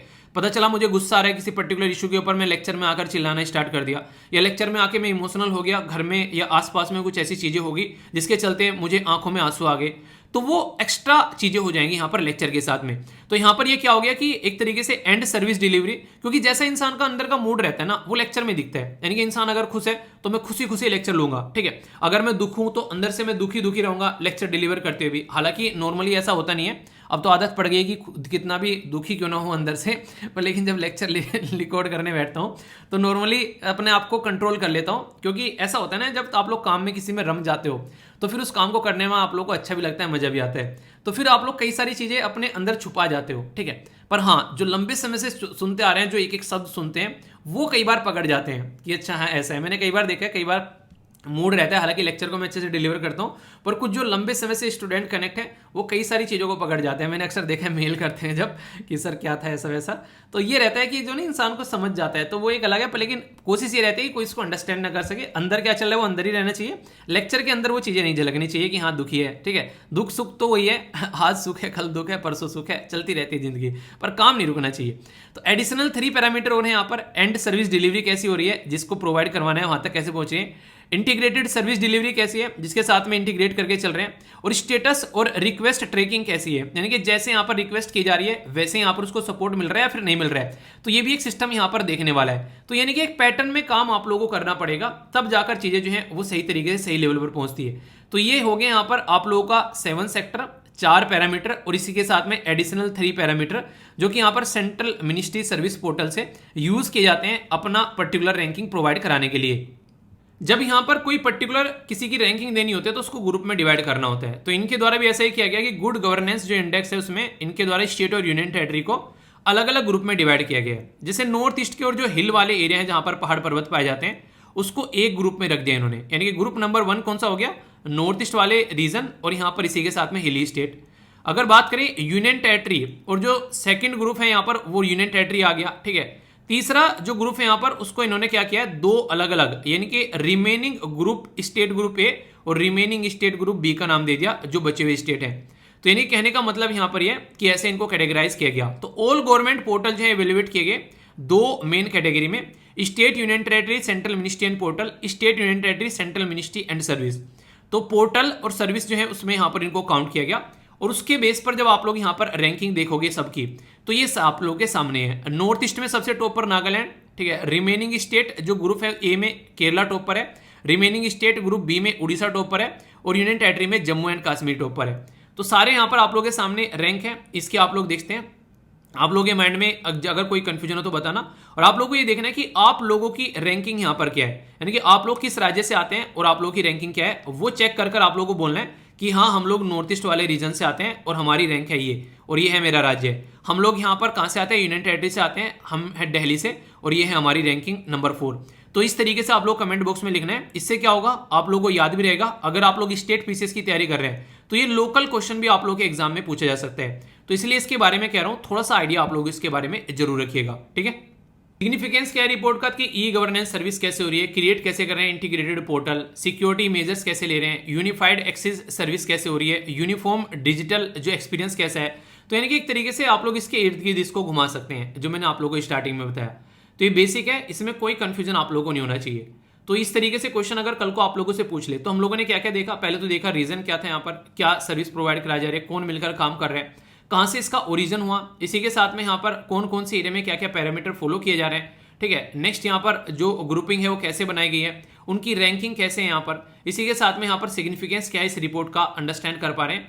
और ये पिक्चर एक इंपॉर्टेंट पिक्चर है जो कि आप लोग अपने पास जरूर रखिएगा। इसमें अगर बात करें, क्वेश्चन आप लोगों से पूछा गया है, करेक्ट स्टेटमेंट आप लोगों को यहाँ पर बतानी है, ठीक है। तो हिंदी और इंग्लिश दोनों में जो भी आप लोगों को सुटेबल लगे आप लोग पढ़ सकते हैं। बोला गया नेशनल ई गवर्नेंस जो सर्विस डिलीवरी असेसमेंट है, जिसको NESDA बोला गया, 2019 में कॉन्स्टिट्यूट किया गया by the department of administrative reform and public grievances के द्वारा। तो ये है एक स्टेटमेंट। दूसरा बोला गया ये बायएनुअल है, यानी कि द्विवार्षिक आप लोगों को देखने को मिलेगी। तो यानी कि एक तरीके से आप लोगों को यहाँ पर इस क्वेश्चन का आंसर देना है। तो एक सही आंसर क्या है, ए में बोला गया ओनली 1, बी में बोला गया ओनली 2, सी में बोला गया बोथ 1 and 2, डी में बोला गया नन ऑफ द अबोव। तो क्वेश्चन का आंसर क्या है, सही आंसर है इसका यहाँ पर सही सी, ठीक है। तो यहाँ पर आप लोग यहाँ पर देखते हैं, ये डिटेल में मैंने आप लोगों को यहाँ पर पढ़ाया पूरा डिटेल में, और यहाँ पर आप लोग देखते हैं तो पूरा आंसर आप लोगों के सामने है। तो इस तरीके से बिल्कुल टाइटल, इस तरीके से बिल्कुल पूरे टॉपिक को पढ़ रहे हैं कि टाइटल तक भी आप लोगों को याद रह जाए जब आप लोग रिवीजन करने बैठो, ठीक है। तभी आप लोग एग्जाम में कंफर्टेबल फील करोगे और अच्छे मार्क्स लेकर आ पाओगे, ठीक है। तो कैसा लगा टॉपिक जरूर बताना, फीडबैक जरूर देना। ओके, ये आर्टिकल है काफी इंपॉर्टेंट, इसके बारे में मैं आप लोगों से बात करूंगा। यहाँ पर बेसिकली डेमोग्राफिक डिविडेंड के बारे में बात की जा रही है। ये आर्टिकल द हिंदू के अंदर भी आया है, इंडियन एक्सप्रेस के अंदर भी आप लोगों को देखने को मिला है। तो यहाँ पर इस आर्टिकल के बारे में हम लोग कई सारी बातें जानेंगे। ठीक है, तो बेसिक से स्टार्ट करूंगा ताकि आप लोग अच्छे से इसको समझ सको और कोई भी आप लोगों के माइंड में डाउट इसको लेकर न रहे। तो इसको अच्छे से देखेंगे और इसी के साथ में यहाँ पर कुछ और आर्टिकल्स आप लोगों को यहाँ पर देखने को मिल रहे हैं जिसके बारे में अभी आप लोगों से बात करूंगा। छोटे छोटे, एक बच्चा कह रहा था कि कल सर एनजीटी के बारे में आपने स्लाइड नहीं डाली उसमें पीपीटी में, तो आज भी यहाँ पर एनजीटी के बारे में जैसे कि आर्टिकल आ रखा है। तो यहाँ पर ओएनजीसी को क्या करना है, ओएनजीसी को यहाँ पर 22 करोड़ जो है वो पोल्यूशन कंट्रोल बोर्ड को पे करने हैं। तो उसके चलते नेशनल ग्रीन ट्रिब्यूनल जो है वो यहाँ पर पिक्चर में आ जाता है। तो नेशनल ग्रीन ट्रिब्यूनल के बारे में आप लोग जरूर याद रखिएगा, ये कब बनाया गया था, क्या क्या चीजें। तो बेसिक इन्फॉर्मेशन है यार, इसके बारे में क्वेश्चन अगर आप लोगों से बन जाता है तो आप लोगों को पता होना चाहिए। तो कल भी डिस्कस किया था, वीडियो के अंदर स्लाइड डाल दिए, आप लोग इसको एंजॉय कर सकते हैं। कोई भी डाउट जो है वो इसको लेकर आप लोगों के माइंड में नहीं होना चाहिए। ठीक है, तो इसको आप लोग देख लेना। तो स्लाइड डाल दिया तो टेंशन मत लेना। कई सारे बच्चे बोले थे कि सर स्लाइड गायब हो गई, हो जाता है कई बार ऐसा, तो बता दिया करो जो भी दिक्कत होती है। ठीक है, आप लोगों से यहाँ पर एक क्वेश्चन पूछूंगा मैं कि आप लोगों को पता है आज की डेट में देश की पॉपुलेशन कितनी है। ऑप्शन मैं आप लोगों को देता हूँ, आप लोगों के सामने 120 करोड़, 130 करोड़, 140 करोड़ या फिर 150 करोड़। आप लोग इसका आंसर दीजिए, तो तब तक आप लोग कई सारी बातें जान पाएंगे। अभी यहाँ पर एक काफ़ी इंपॉर्टेंट डेटा निकल कर आया, या आप लोग बोल सकते हैं रिपोर्ट निकल कर आई है। तो जो ये पॉपुलेशन है ना यार, इसको देखने के लोगों के तरीके अलग अलग हैं। मुझे अगर आप लोग एक तरीके से पूछो कि पॉपुलेशन को कैसे देखते हो, तो आप लोग यहाँ से कई सारी बातें बोल सकते हो और ये कई सारी बातें जो हैं आप लोगों को कहीं ना कहीं काम आएंगे अगर आप लोग डिबेट डिस्कशन में बैठते हैं, इवन इंटरव्यू में जाकर बैठते हैं। जैसे कि पॉपुलेशन बोलते हैं कि देश में पॉपुलेशन बढ़ती जा रही है, यार बड़ा खतरनाक है कि आगे आने वाले टाइम में दिक्कत देखने को मिल सकती है। कैसे? जैसे अगर पॉपुलेशन बढ़ती है तो आप लोगों को खाने का साधन चाहिए, यानी कि फूड की रिक्वायरमेंट पड़ेगी। आप लोगों को कपड़े यानी कि क्लोथ्स की रिक्वायरमेंट बढ़ेगी। आप लोगों को उनको जॉब वगैरह यानी कि एम्प्लॉयमेंट के बारे में आप लोगों को सोचना पड़ेगा। रहने के लिए घर यानी कि हाउस वगैरह वो सब चीज़ें। इसी के साथ में एजुकेशन के लिए इंस्टीट्यूशन बनाने पड़ेंगे, अच्छे से अच्छे हॉस्पिटल बनाने पड़ेंगे, सड़कें रोड जो है अच्छे से आप लोगों को बनानी पड़ेगी। यानी कि जितनी यहाँ पर पॉपुलेशन होगी उतनी ही ज़्यादा रिक्वायरमेंट जो है वो बढ़ जाएगी रिसोर्सेज की। रिसोर्सेज तो हमारे पास में लिमिटेड है, हमारी जो पृथ्वी है उसके ऊपर जो पॉपुलेशन है हम लोग उतनी रहने वाले हैं, पर लेकिन ज़्यादा से ज़्यादा खाना भी उगाना पड़ेगा ताकि ज़्यादा से ज़्यादा लोगों का पेट भरा जा सके। तो ये इस तरीके से देखा जाएगा तो ये लगता है कि पॉपुलेशन बढ़ना वो एक तरीके से नेगेटिव चीज़ है। अभी जब ऑल ओवर वर्ल्ड में आप लोगों से पूछे कि कितनी पॉपुलेशन होने वाली है, तो लगभग 8 बिलियन दुनिया की पॉपुलेशन अभी होने वाली है। ये अभी एक डेटा बताया गया है और हमारे देश की पॉपुलेशन अभी यहाँ पर बोला जा रहा है चाइना को क्रॉस करने वाली है। पर लेकिन दूसरी साइड में अगर आप लोग थोड़ा सा देखोगे, मान लीजिए एक घर में एक इंसान है, उसके 4 लड़के हैं। 4 लड़के जो है, एक लड़का जो है उसमें से इंजीनियर है, एक लड़का जो है वो आईएएस ऑफिसर है, एक लड़का जो है वो आईपीएस ऑफिसर है और एक लड़का जो आप लोगों को देखने को मिलेगा वो है डॉक्टर। तो आप लोग बोलिए क्या यहाँ पर 4 लड़के जो हैं वो कोई ज़्यादा दिक्कत क्रिएट करेंगे इस परिवार के ऊपर? कोई दिक्कत यहाँ पर निकल कर आएगी? बल्कि लोग ये कहेंगे कि यार वाओ, चारों के चारों देखो एक तरीके से शान है इस घर की। पर लेकिन सोचो, चारों के चारों में से एक भी इंसान जो है वो कोई काम नहीं कर रहा है, सारे के सारे जो है वो खेती में लगे हुए हैं, एग्रीकल्चर में। तो एक तरीके से परिवार जो है वो एक तरीके से बहुत ही ज़्यादा एक ऐसे पैटर्न में आ जाएगा कि कैसे पेट पालना है, क्योंकि अभी तो ये चारों हैं, कल को चलकर चारों की शादी भी होगी, उनके चारों के बच्चे भी होंगे। तो इस टाइम पर यहाँ पर बर्डन बन गया। आखिर ये मैं आप लोगों को क्यों बता रहा हूँ, इसके पीछे मैं क्या कॉन्सेप्ट समझाना चाह रहा हूँ, आप लोग वो समझिए। पॉपुलेशन जो है वो बर्डन बन जाती है जब वो जो है एक तरीके से बोल सकते हैं स्किल्ड नहीं है, यानी कि अगर उसके पास में कोई स्किल नहीं है, अगर वो एक तरीके से अपने आप का पेट भरने के लिए कैपेबल नहीं है, तो फिर वो है देश के ऊपर तो बर्डन बनेगा ही बनेगा। सबसे पहले तो परिवार के ऊपर बर्डन बनेगा, और जो जो परिवार के ऊपर बर्डन बनता चला जाएगा कि जॉब नहीं हो पा रही है, वो सारी चीजें फिर आगे चलकर वो इकोनॉमी के ऊपर काफी नेगेटिव इंपैक्ट पड़ता है। क्योंकि एक एज रहती है, उस एज में इंसान अगर कोई काम कर लेता है तो सही है। जैसे मान लीजिए एज है इंसान की, अब वो इंसान जो है 50 एज क्रॉस कर चुका है और उसने आज तक कोई जॉब नहीं की है। अब ये इंसान जो है आगे आने वाले टाइम में भी आप लोगों को ये देखने को मिलेगा कि जैसे एज बढ़ने लगती है तो इंसान बीमार होने लगता है, डॉक्टर की रिक्वायरमेंट बढ़ने लगती है और भी बहुत सारे, तो और खर्चा यहाँ पर बढ़ना स्टार्ट हो जाता है। तो इस तरीके से दिक्कत बढ़ती है। परिवार में हम लोग रहते हैं तो वहाँ पर आप लोगों को पता है बड़े ही प्यार से रहते हैं। परिवार में हम लोग ये कभी चीज़ें फील नहीं करते एक दूसरे को लेकर कि हाँ जैसे कि माँ बाप हो गए बीमार हैं, बच्चे हो गए कोई बीमार है, तो हम लोग मिलकर काम कर लेते हैं। पर लेकिन अगर सोचो वो इंसान जो है अगर ढंग से जॉब की जाती, जिस तरीके से प्रॉपर एक जॉब के साथ में अपनी एक सेविंग करके रिटायर होकर आता, तो कहीं ना कहीं परिवार को सपोर्ट मिलता। हो सकता है वो परिवार आगे चलकर वो कोई अच्छा काम करना चाहता हो, ठीक है, कोई बिजनेस स्टेप करना चाहता हो, कोई अपना अच्छे से कोई एक बच्चों को पढ़ाना चाहता हो, या फिर बहुत सारी चीजें होती हैं वो करना चाहता हो, तो वो कर पाता अगर यहाँ पर ये जो इंसान है, ये इंसान अगर जिंदगी में कुछ अच्छा कर लेता। तो ये जो अभी आप लोगों को मैं बात बता रहा हूं घर के बारे में, यही चीज सेम आप लोग इंप्लीमेंट कर सकते हैं देश के बारे में। तो इस तरीके से आप लोग समझिए, जब अगर स्किल्ड लेबर फोर्स होगी हमारे पास में तो वो बर्डन नहीं बनेगी, पर लेकिन अगर अनस्किल्ड लेबर फोर्स होगी तो फिर बर्डन बन जाएगी। तो इसलिए बोला जाता है कि हम लोग को ह्यूमन कैपिटल क्रिएट करना है। और वो कैसे होता है? कैपिटल क्या होता है? आप लोग एक मशीन लेकर आए, आप लोग कोई मशीन लेकर आए और आप लोग उस मशीन का यूज कर रहे हैं अपने घर के अंदर में पैसा कमाने के लिए। मान लीजिए आप लोगों ने कोई भी एक ऐसी चीज खरीदे, जूस निकालने की मशीन लेकर आए, आप लोगों ने जूस निकाला और खुद से पिया, कोई मतलब नहीं है, पर लेकिन आप लोगों ने छोटा सा घर के सामने एक पर्टिकुलर एक सिस्टम बना दिया कि हाँ जूस हम लोग यहाँ पर लोगों को पिलाएंगे, तो यही आप लोगों की मशीन जो है वो कैपिटल बन गई। तो इस तरीके से ह्यूमन यानी कि इंसान को भी कैपिटल बोला जाता है। कब? वो तब बोला जाता है जब वो इंसान को अच्छी एजुकेशन दे दे, अगर हम लोग उस इंसान को अच्छी हेल्थ प्रोवाइड करा दें, यानी कि एक तरीके से हष्ट-पुष्ट रहे, और फिर आगे चलकर वो इंप्लॉयमेंट करना स्टार्ट कर देगा, तो वो परिवार की तो इकोनॉमी बढ़ेगा, वो देश को भी आगे लेकर जाएगा। इस तरीके से अगर पॉपुलेशन को देखोगे तो पॉपुलेशन आप लोगों को पॉजिटिव लगेगी। यानी कि चाइना के अंदर अगर बोले सारे के सारे स्किल्ड फोर्स हो जाए, तो आप लोग देखो चाइना कहां पहुंच गया है, ठीक है, कहीं ना कहीं वो काफी अच्छे से काम किया है। हमारी कंट्री के अंदर अगर स्किल प्रोवाइड करा दें, इसी के लिए गवर्नमेंट के द्वारा स्किल इंडिया प्रोग्राम लेकर आया गया था। तो ये जरूरी है, ये ऐसे कॉन्सेप्ट है जो आप लोगों को पता होंगे, तो आप लोगों को एक तरीके से सामने वाला जब आप लोगों से कोई बातें करेगा तो आप लोगों को लगेगा कि हाँ यार हमें कितना पता है, और आप लोग अच्छे से एक आंसर भी दे पाओगे, और वो चीजें काफी अच्छी होती है। ठीक है, यहां पर अगर बात करें काफी इंपॉर्टेंट है, जो कि यूपीएससी प्रीलिम्स जीएस पेपर 2 ये ग्लोबल इश्यूज हो उसके अंदर आप लोगों को देखने को मिलेगा। सबसे इंपॉर्टेंट बात क्या है? वो ये है कि अगर कोई पूछे, कोई क्या, मैं ही आप लोगों से पूछ लेता हूं कि यूनाइटेड नेशन के द्वारा पब्लिश की जाती है एक रिपोर्ट, उस रिपोर्ट का नाम क्या है जिसमें वो पॉपुलेशन के बारे में बताते हैं? ठीक है, तो ये काफी इंपॉर्टेंट है, तो इसको बोलते हैं वर्ल्ड पॉपुलेशन प्रोस्पेक्ट। तो एक तरीका प्रोस्पेक्ट है यहाँ पर ये, और इसमें बड़ी खतरनाक बात बोल दी इन्होंने यार वो क्या है? इन्होंने ये बोला कि इंडिया जो है वो चाइना को सरपास कर जाएगा 2023 के अंदर में। यानी कि आज की डेट में दुनिया में सबसे ज्यादा पॉपुलेशन है चाइना की, चाइना को पीछे छोड़कर इंडिया जो है वो आगे निकल जाएगा 2023 के अंदर, और पूरी दुनिया की जो पॉपुलेशन हो जाएगी वो 8 बिलियन हो जाएगी नवंबर 15 2022 के अंदर ही। यानी कि इतने सारे लोग आप लोगों को दुनिया में देखने को मिलेंगे कि आप लोग उनकी पेट पूर्ति कैसे कर पाओगे, ऐसा यहां पर बोलने की कोशिश की जा रही है। अभी अगर आप लोगों को इंपॉर्टेंट बात बताऊं कि कहां पे कितनी पॉपुलेशन है, तो ये बड़ा ही प्यारा सा चार्ट जो है ये आप लोगों के लिए खोज कर लाया हूं मैं, जो कि आप लोगों को काफी ज्यादा चीजें बताएगा यहां पर। जैसे कि यहां पर 1990 में सबसे ज्यादा पॉपुलेशन चाइना की, दूसरे नंबर पर इंडिया की, तीसरे नंबर पर यूएसए की, चौथे नंबर पर इंडोनेशिया, और पांचवें नंबर पर है ब्राजील। तो अगर टॉप 5 कंट्री आप लोग यहां पर देखोगे, यही टॉप 5 कंट्री अगर आप लोग 2022 में देखोगे, तो ये जो है यहां पर अगर बात करें, जो चाइना, इंडिया, यूएसए और जो इंडोनेशिया है, ये तो ऐसे के ऐसे ही रहे, पर लेकिन ब्राजील को रिप्लेस कर यहां पर पाकिस्तान आ गया अब यहां पर। ठीक है, अब यही जो इस तरीके से जो चेंज होने वाला है 2050 में चेंज होता हुआ नजर आएगा। इंडिया जो है वो चाइना को रिप्लेस कर देगा। अभी यहां पर आप लोगों को बताया मैंने, यूएसए की पोजीशन वही रहने वाली है, और नाइजीरिया यहां पर टॉप पर निकल कर आएगा, पाकिस्तान वही रहेगा, और इंडोनेशिया जो है वो नीचे पहुंच जाएगा। तो ये एक तरीके से आप लोग समझ सकते हैं कि जिस देश के अंदर में पॉपुलेशन बढ़ रही है, वो देश जो है वो एक तरीके से आने वाले टाइम में उसको ज्यादा रिसोर्सेज की रिक्वायरमेंट पड़ेगी, और अपने लोगों को और ज्यादा स्किल प्रोवाइड उसको करानी पड़ेगी। तो ये यहां पर आप लोग देख सकते हैं।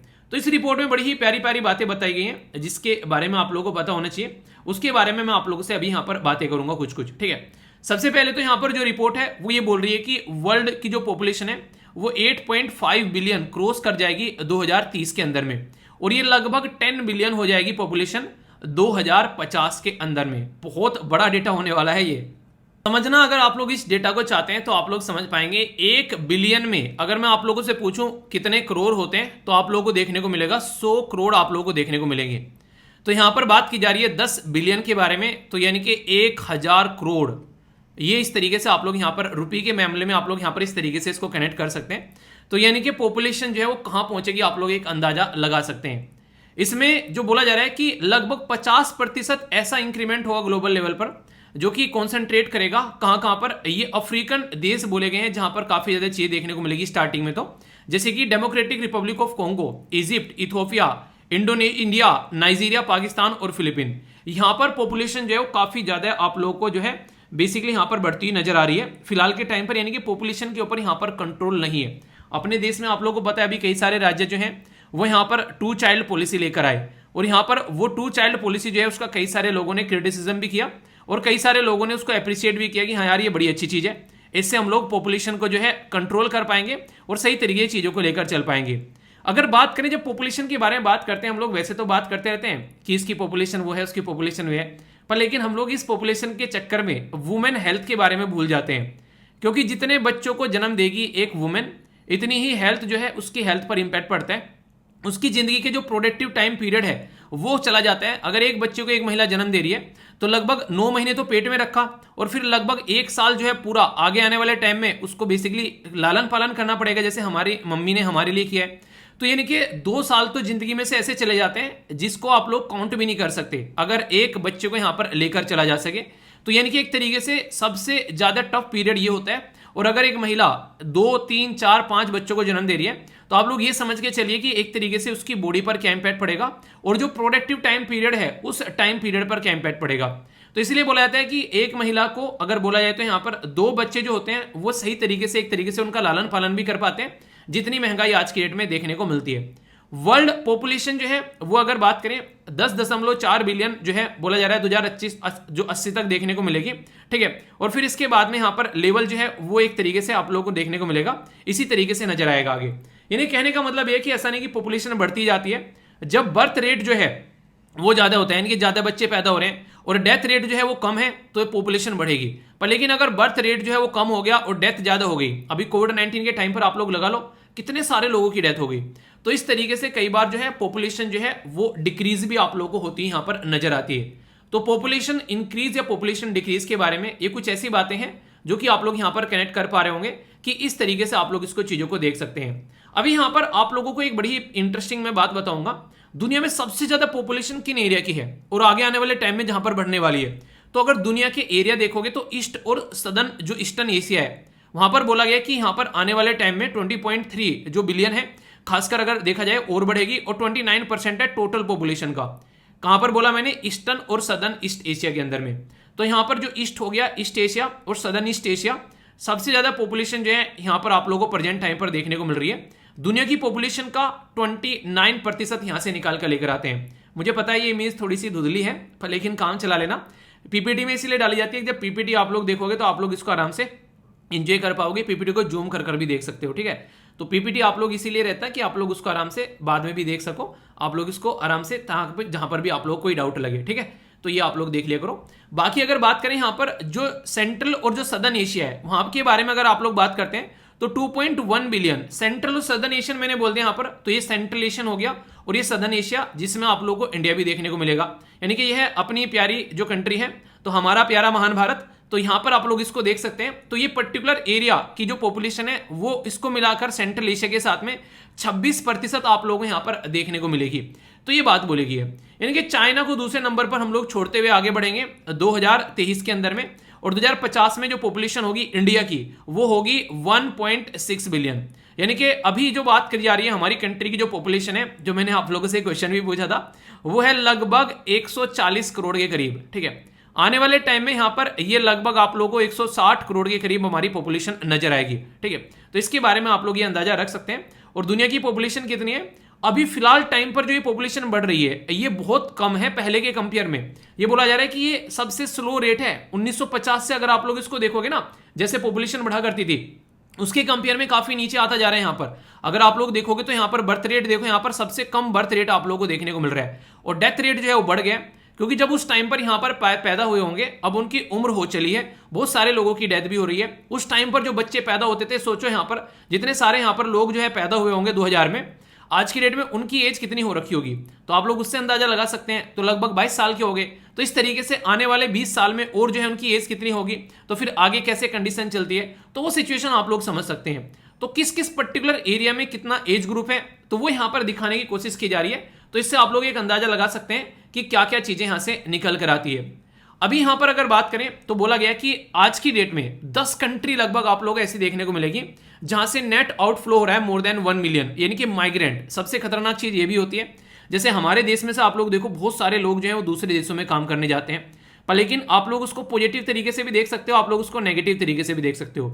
पॉजिटिव तरीके से कैसे देख सकते हो, यहां पर बड़ा इंटरेस्टिंग कॉन्सेप्ट आता है। हम लोग बोलते हैं जैसे मान लीजिए आप लोगों ने आईटी में एजुकेशन ली और आप लोग जाकर जो है किसी दूसरे देश में जॉब करने लगे, हम लोग क्या बोलते हैं इसको, यार ब्रेन ड्रेन हो गया, यानी कि हमारे देश में से जो अच्छे खासे लोग थे जो कि अपनी कंट्री में कंट्रीब्यूट कर सकते हैं वो किसी और देश में काम करने चले गए।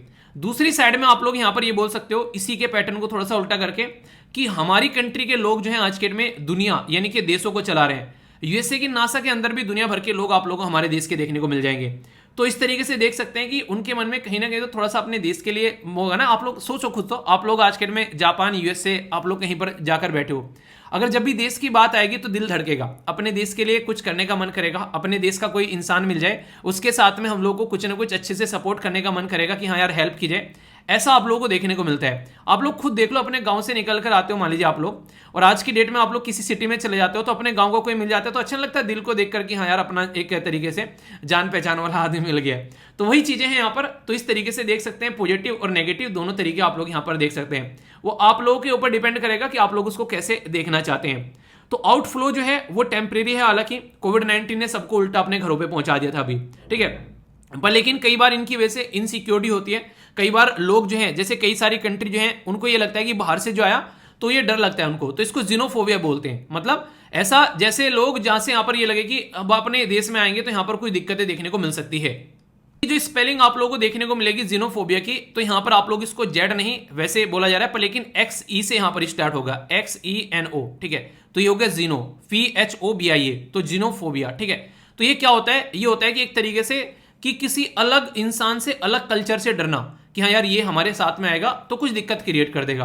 तो ये काफी इंपॉर्टेंट वर्ड है, कई जगह यूज हो जाते हैं, तो एक एक्स्ट्रा वर्ड आप लोगों को मिल गया, इसको आप लोग याद रखिएगा। ग्लोबल जो लाइफ एक्सपेक्टेंसी है, बर्थ जो है यहां पर बोला जा रहा है 72.8 है। अगर बात करें ग्लोबल लेवल पर 72 साल तक के लोग लगभग जी रहे हैं आज की डेट में, यानी कि 72 साल एक एवरेज हो चुकी है। कुछ लोग ऐसे भी हैं जो 100 भी क्रॉस कर जा रहे हैं, कुछ लोग ऐसे हैं जो 60 पे भी रह जा रहे हैं। तो एक एवरेज जब निकाला जा रहा है तो यहां पर वो 72 के करीब यहां पर निकल कर आ रहा है। तो एक ये भी आप लोगों के सामने एक अच्छा डेटा है। ये जो अभी रिपोर्ट यहां पर प्रस्तुत की गई है ये 27वां संस्करण था यहां पर, और जो population division of department of economics and social affair है यूएन सेक्रेटरिएट का, उसके द्वारा यहां पर ये प्रस्तुत किया गया। इसी के साथ में यहां पर ये बाई एनियल है, यानी कि 2 साल में एक बार ये प्रस्तुत किया जाता है। 1951 से यहां पर ये प्रक्रिया जो है वो चली हुई आ रही है, ठीक है। तो ये काफी एक तरीके से आप लोग समझ सकते हैं कि ये ऐसी चीजें हैं जिसके बारे में अगर आप लोगों को आइडिया रहेगा तो आप लोगों को पता चलता रहेगा कि देश दुनिया में क्या चल रहा है, और आप लोग भी समझ पाएंगे कि कैसे कैसे पॉपुलेशन की क्या पॉजिटिव इंपैक्ट है और क्या नेगेटिव इंपैक्ट है। अच्छा, आप लोगों से पूछा जाए जैसे शादी अगर करनी है या फिर नहीं करनी है, वो एक अलग इशू हो गया। अगर शादी होती है तो कितने बच्चे आप लोग पैदा करने चाहेंगे, 1 2 3, मतलब आप लोग का क्या एक अंदाजा लगाते हैं ना कई सारे, हाँ आप लोग जब लवी डबी बातें करते होंगे एक दूसरे के साथ में, अगर कोई गर्लफ्रेंड बॉयफ्रेंड के जो एक जोनर में चल रहा है कि हाँ इतने बच्चे पैदा करेंगे, ठीक है। कई सारे ऐसे होते हैं जिनको बच्चे पसंद नहीं होते हैं कि नहीं यार कोई बच्चा पैदा नहीं करना है, अपनी जिंदगी अच्छे से एंजॉय करनी है। तो आज की डेट में अलग अलग परसेप्शन है, तो आप लोगों का क्या परसेप्शन है इसको लेकर, और पॉपुलेशन को लेकर आप लोग क्या सोचते हैं, इसके बारे में आप लोग जरूर बताइएगा। और इसी के साथ में एक बड़ा ही प्यारा सा क्वेश्चन है आप लोगों के लिए, इसको अटेम्प्ट कीजिए, देखता हूं कौन सी आंसर दे पाता है। Consider the following statement world population prospect के बारे में आप लोगों को यहां पर बताना है। पहली स्टेटमेंट में बोला गया है यहां पर कि ये पब्लिश की जाती है वर्ल्ड हेल्थ ऑर्गेनाइजेशन के द्वारा। अगर आप लोगों ने ढंग से आर्टिकल सुना है टकटकी लगाकर तो क्वेश्चन अटेम्प्ट करने में आप लोगों को मजा आता होगा, ठीक है। और इसी के साथ में अगर आप लोगों ने ढंग से नहीं किया तो फिर आप लोगों को लगेगा यार क्वेश्चन कहां से आ गया, तो इसे बोलता हूं आर्टिकल को टकटकी लगाकर सुनना है। हमारी कंट्री जो है वर्ल्ड में मोस्ट पॉपुलस नेशन है आज की डेट में, मतलब जो होने वाला है 2025 तक होने वाला है। और ग्लोबल की जो पॉपुलेशन बढ़ रही है वो काफी स्लो रेट में है अभी 1950 से अगर देखते हैं, पर फिर भी 5% एनुअली यहां पर बढ़ रही है। कौन सी स्टेटमेंट यहां पर इनकरेक्ट है ये पूछा गया है, तो ये काफी इंपॉर्टेंट है। बोला गया 1 और 2, 2 और 3, 1 और 3 या फिर ऑल ऑफ द अबव। तो सही आंसर क्या है, ABCFD। वीडियो को पॉज करो और इसका आंसर दो, देखता हूं कौन कौन जो है वो बिल्कुल सही एग्जैक्ट आंसर देता है। तो सारी चीजें हम लोगों ने यहां पर देख ली एक एक कर कहां से ये आर्टिकल आया, क्या क्या चीजें इसके बारे में, कौन सा ये रिपोर्ट थी, की पॉइंट्स उसके क्या थे, किस तरीके से पॉपुलेशन कहां पर कैसे चेंज हो रही है, कैसे बढ़ रही है, तो ये इसके कई सारी चीजें, और इसी के साथ में ये है क्वेश्चन, ठीक है। आंसर क्या है यहां पर, आंसर इसका सी सही।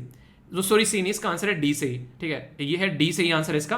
यानी कि सारी की सारी स्टेटमेंट जो है वो आप लोगों को इनकरेक्ट देखने को मिलेगी। रीजन, ये यूएन के द्वारा पब्लिश की गई, ये यहाँ पर हम लोग वर्ल्ड में मोस्ट पॉपुलेस 2023 तक हो जाएंगे और ये 1% है, सारा का सारा यहाँ पर लिखा हुआ है। तो यहाँ पर ये इसका आंसर जो है वो डी हो गया। ओके, तो इस तरीके से टॉपिक को तैयार करो यार, लगे कि अब यहाँ से कोई पूछ लेगा तो भाई साहब कोई क्वेश्चन नहीं छोड़ेंगे उन्हें कहते हैं कि भाई साहब अब यहाँ से आ जाए, फोड़ देंगे अब तो क्वेश्चन को, ठीक है। तो वो वाली चीजें होनी चाहिए। फीडबैक जरूर दिया करो, लाइक या डिसलाइक कर जैसा भी आप लोगों को लगता है तो आप लोग बता सकते हो। ओके, केजरीवाल साहब जो है यहाँ पर ऐप बेस्ड सर्विस लाने की बात कर रहे हैं, तो देखते हैं कितना अच्छा यहाँ पर ये परफॉर्म कर पाती है, तो इसके हिसाब से काम किया जाएगा। तो आने वाले टाइम में आप लोग यहाँ पर चेंजेस देखने को मिलेंगे कैपिटल के अंदर में। तो इसके बारे में बात की जा रही है। 4th मोंकी जो केस आ गया मोंकी पॉक्स का, वो भी कंफर्म हो गया। तो यार ये सोल्यूशन निकालने वाली बात है, वरना आने वाले टाइम में दिक्कतें देखने को मिलने वाली है, ठीक है। यंग इंडिया का केस जो है काफी ज्यादा न्यूज में, फिर से न्यूज में आ गया काफी लार्ज स्केल पर, तो इसके बारे में डिस्कस कर लूंगा टाइम से निकाल के थोड़ा सा। पूरा केस क्या है एक बार आप लोगों को पहले भी डिस्कस किए थे, फिर से इसके बारे में देख लेंगे।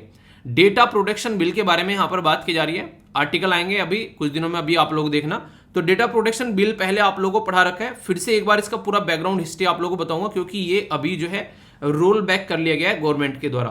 तो पूरा क्या होता है, पूरा प्राइवेसी के साथ में पूरा कॉन्सेप्ट डिटेल में हम लोग डिस्कस करेंगे, ठीक है। अभी ये न्यूज में है और रेगुलर न्यूज में रहती है चीजें, टेंशन मत लेना। ये पिछले 5 सालों से न्यूज में चल रहा है यंग इंडिया वाला केस। डेटा प्रोटेक्शन बिल तो जब से केस पुतौ स्वामी का केस आया तब से यहाँ पर, उससे भी पहले भी यहाँ पर न्यूज में था।